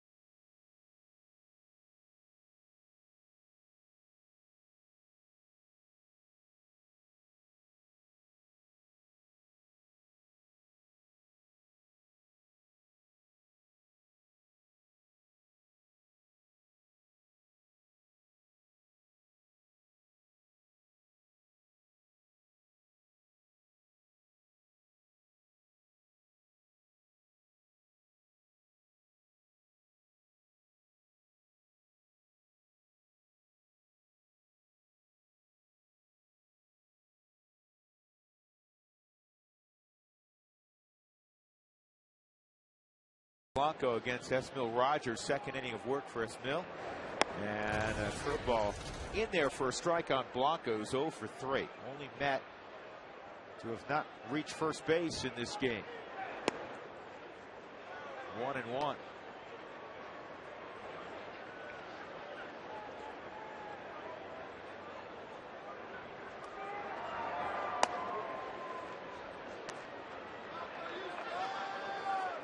Three finals around baseball already. Houston, Georgia celebration is pending. No way. Yes. They finally won. This ball's hit a long way to left. Smith going back. Will get there, 1 out. The Astros won 5-1 today over St. Louis at Busch Stadium. You know, Minnesota yesterday lost for the first time outdoors in Minneapolis since 1980, but they bounced back today. They beat the Red Sox 8-1. Let's take a look at our Geico, actually 8-0, I should say. Our Geico quote of the day.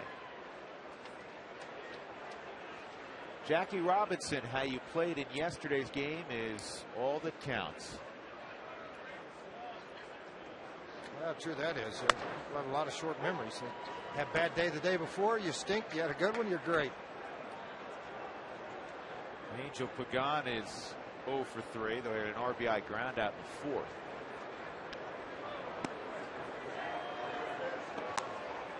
The other final, Cleveland at home beat Texas 3-2. Seventh inning, Philadelphia leading Washington 4-1. In the ninth, Milwaukee leading at Wrigley Field 7-5 over the Cubs. Everything else is tonight. That's a strike, 1 and 2.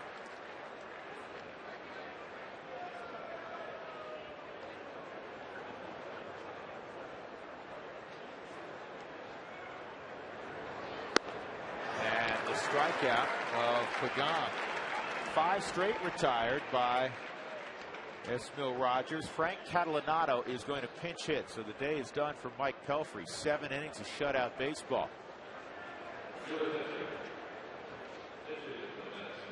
Well, I can tell you this much. I know he was pretty good against Washington. He was even better today because the Rockies have a much better offensive team, and his numbers much better today than what he had done against Washington. So Pelfrey goes 7 innings, no runs, 5 hits, no walks, 6 strikeouts. What, he has displayed a heck of a curveball in this ball game. Talking about Rogers and having very good command of it.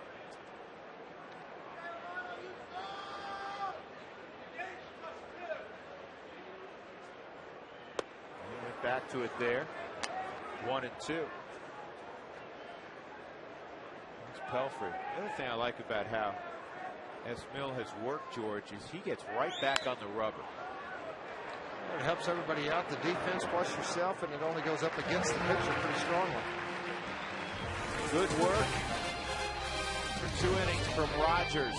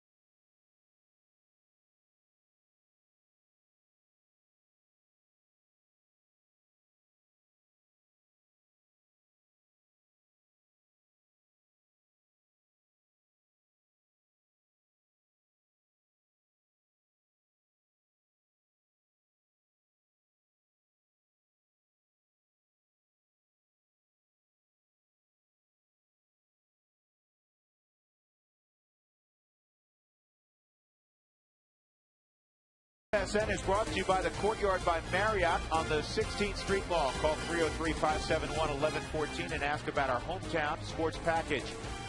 By Mini U Storage. Free Rockies tickets with every new storage rental. Visit miniustorage.com for details. And by Chase, introducing the 1% mortgage cash back. Chase, what matters? Pedro Feliciano on in the 8th inning, and that's on the outside corner, a strike to Melvin Mora. Brad Hopp is in the on-deck circle. The Rockies have only one other right-handed bat available, and that's Chris Iannetta. Feliciano worked an inning yesterday with a walk. No runs given up.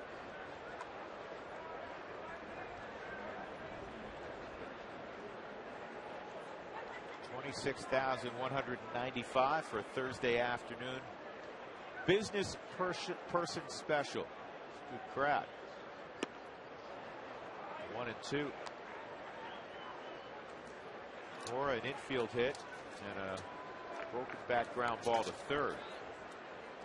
Mike Pelfrey, 7 innings, shutout baseball, allowed 5 hits, did not walk a batter, struck out 6 through 106 pitches. Matt Belisle is throwing in the Rockies' pen.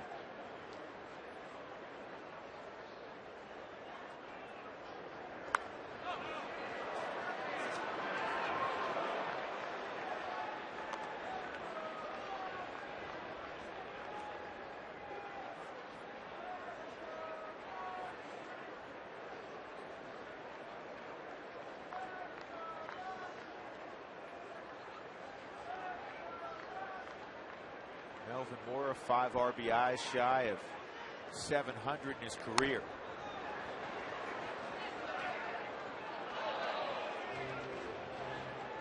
Hit .320 this spring for the Rockies.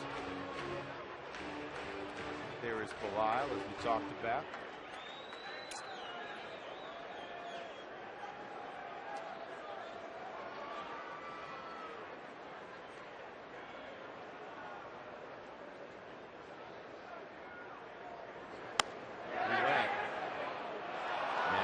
Tom Hallion confirms it. Second time he's gotten him, isn't it?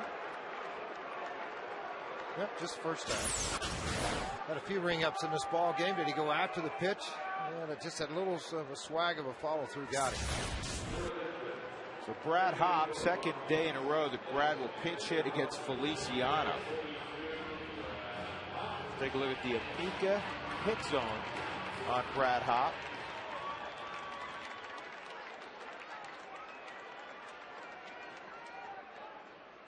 It's center cut, he's ripping it. If it's down and in, he's really ripping it.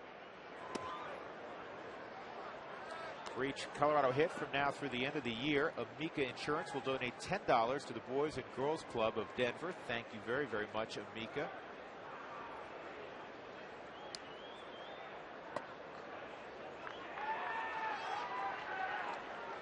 And Jim Tracy said before the ball game that it would be possible for Brad to actually play defense today if necessary, which you would think George bodes well for the weekend for him getting back in the starting lineup.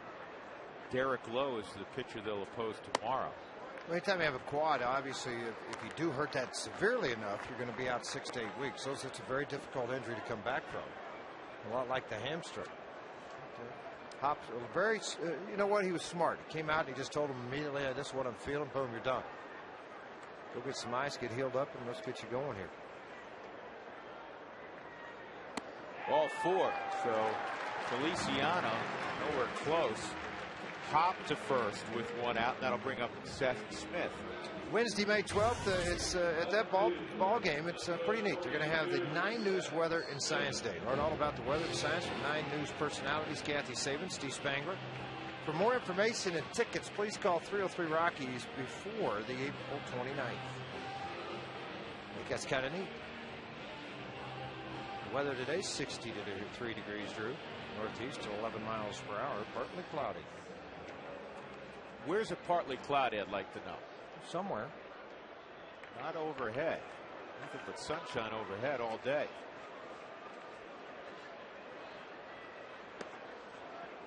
And Smith doesn't offer at the slider. Ball 1. Smith is 1 for 3 this afternoon. Stick around for our post-game show as always afterward. A wealth of information, and I want to hear Jim Tracy afterward.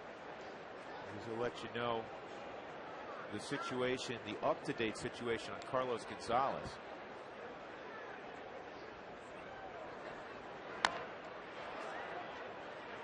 Before the game, Tracy said that if there wasn't a fair amount of improvement with Carlos Gonzalez, that the possibility existed that they would put him on the disabled list retroactive to earlier in the week. So, well, there's a long tunnel down there. You say, well, how are you going to know any difference if you can't get him on the field and run him? They may treat the injury the entire ball game. Don't know this, just speculating, but treat it the entire game. When the game ends, come out and run a few sprints in the outfield, see how it feels. Do you feel anything in there? There's a long tunnel you could do it to.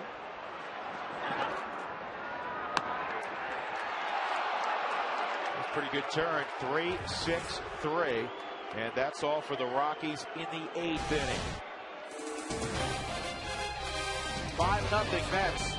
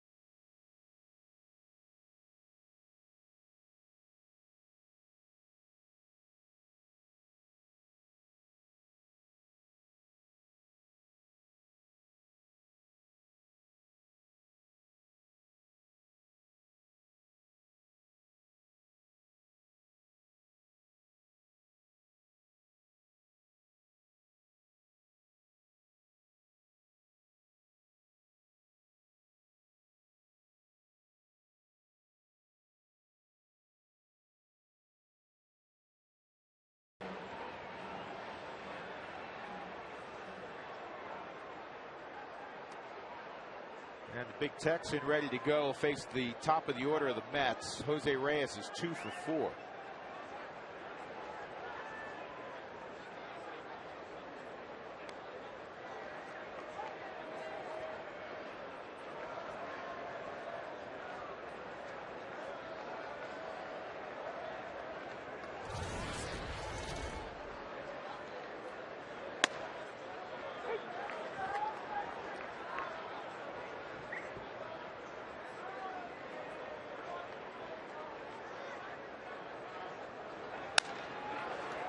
Weak ground ball to second. Mora will throw out Reyes, one gone.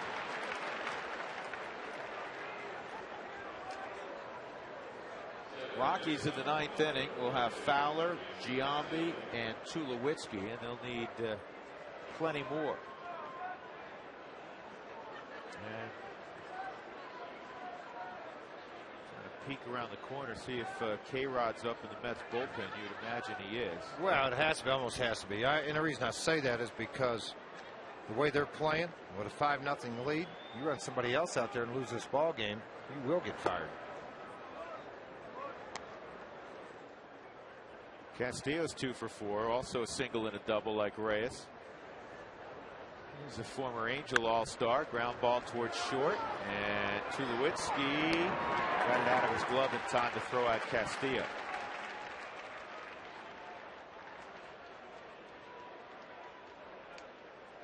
Let's glance at our Echo Tech Institute game summary. No offense for the Rockies, just 5 hits. Rockies not played good defense today again. 5 runs, 8 hits. 4 of the runs earned against Jorge De La Rosa, who battled command issues. He walked 5, struck out 5. Mike Pelfrey, though, the story, was outstanding.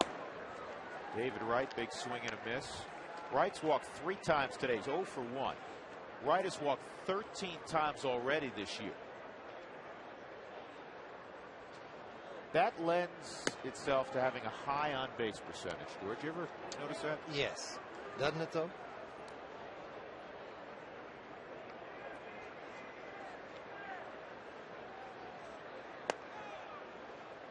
Good eye, 2-1.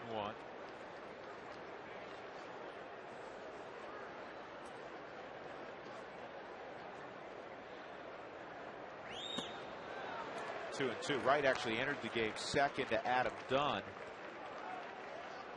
in walks in the National League.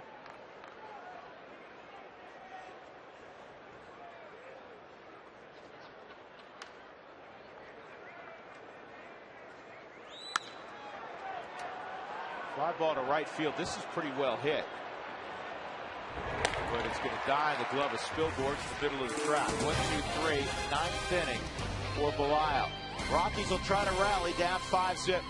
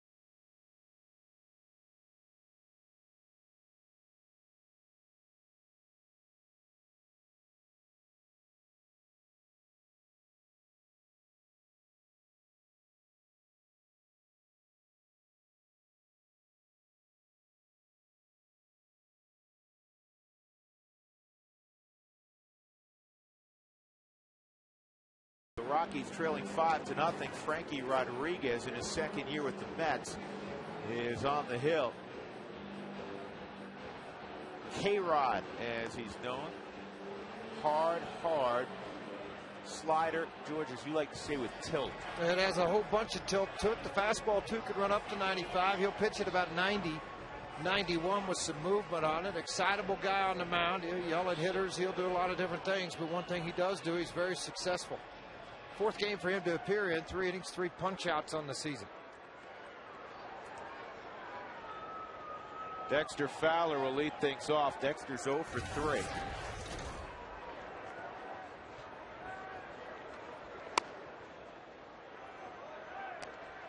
Mark Stout has more on the Mets closer. Mark? And Drew, he had an interesting offseason. He did pitch winter ball, and then he picked up a very severe case. This ball is hit well to right. Frank Core going back will make the catch. A very severe case of conjunctivitis, pink eye, to the point where when he reported to the Mets spring training complex in Florida, they banned him for 2 weeks. He said he was at his house that he had rented with his family, and all he could do was play catch with his brother.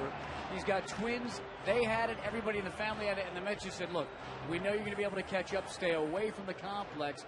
And finally, when he got healthy, he was able to rejoin the team. Guys? Yeah, that's why one of the reasons he's got those goggles on also. Worn him in the past, but he was walking around with them in the clubhouse. Giambi takes a strike.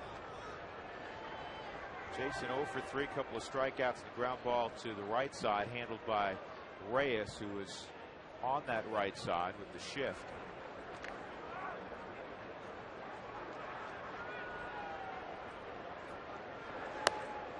One and one. Four-time All-Star, including each of the last 3 years. 229 saves since the start of the 05 season, the most in baseball.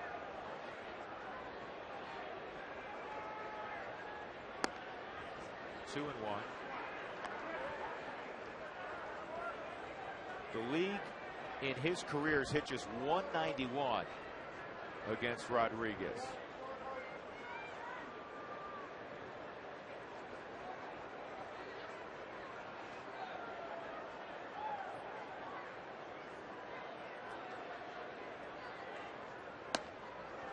Now 3 and one.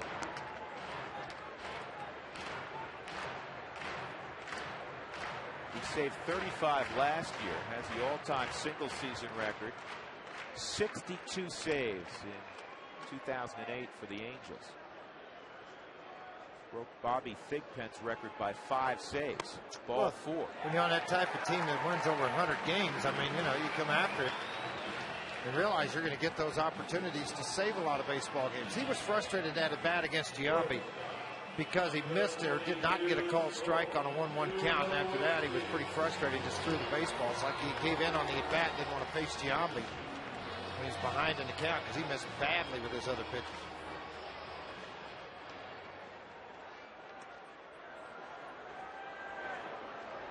Tulowitzki's got 2 hits, 3 trips, 2 infield hits.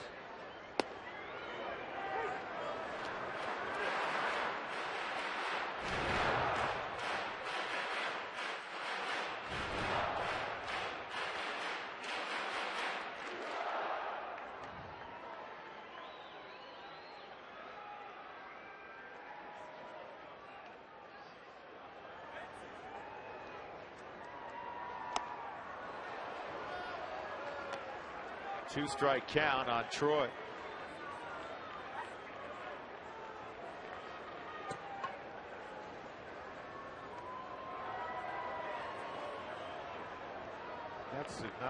The Rockies have not arrived at a 9th inning this year without anything on the scoreboard.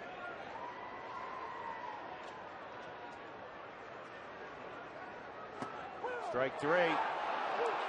There's that hard breaking ball, and Tulowitzki's gone. 2 outs.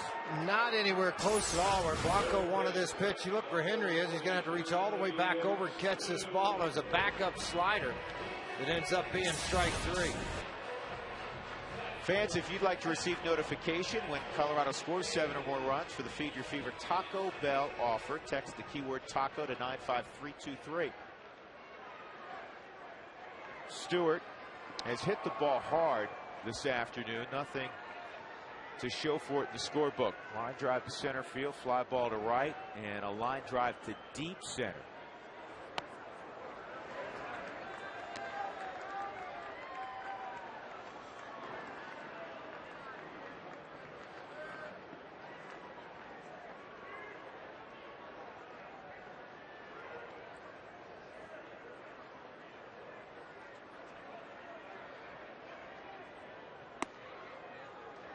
Two and 0. Pitching matchup tomorrow in Atlanta. The veteran Derek Lowe, sinker baller for the Braves, against Jason Hamill.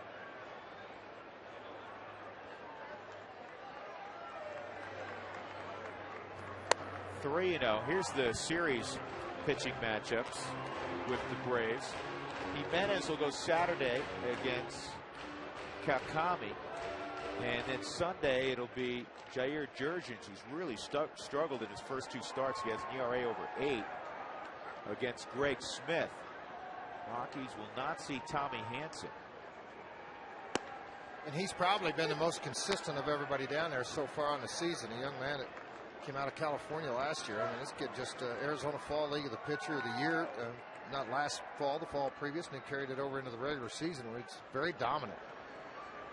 Big young man. He's 6'6". Here's the 3-1 on Stewart. Jurgens has not done anything what they thought he would do. He has struggled. What the other day? 8 runs in 3 innings? 2 innings in his last start. 3-point run innings and 8 runs. And just hasn't pitched well. And last year, one of the top pitchers in the game. No question. I'm sure he'll turn it around. Hopefully it doesn't begin this week. Just wait a little while. Yeah.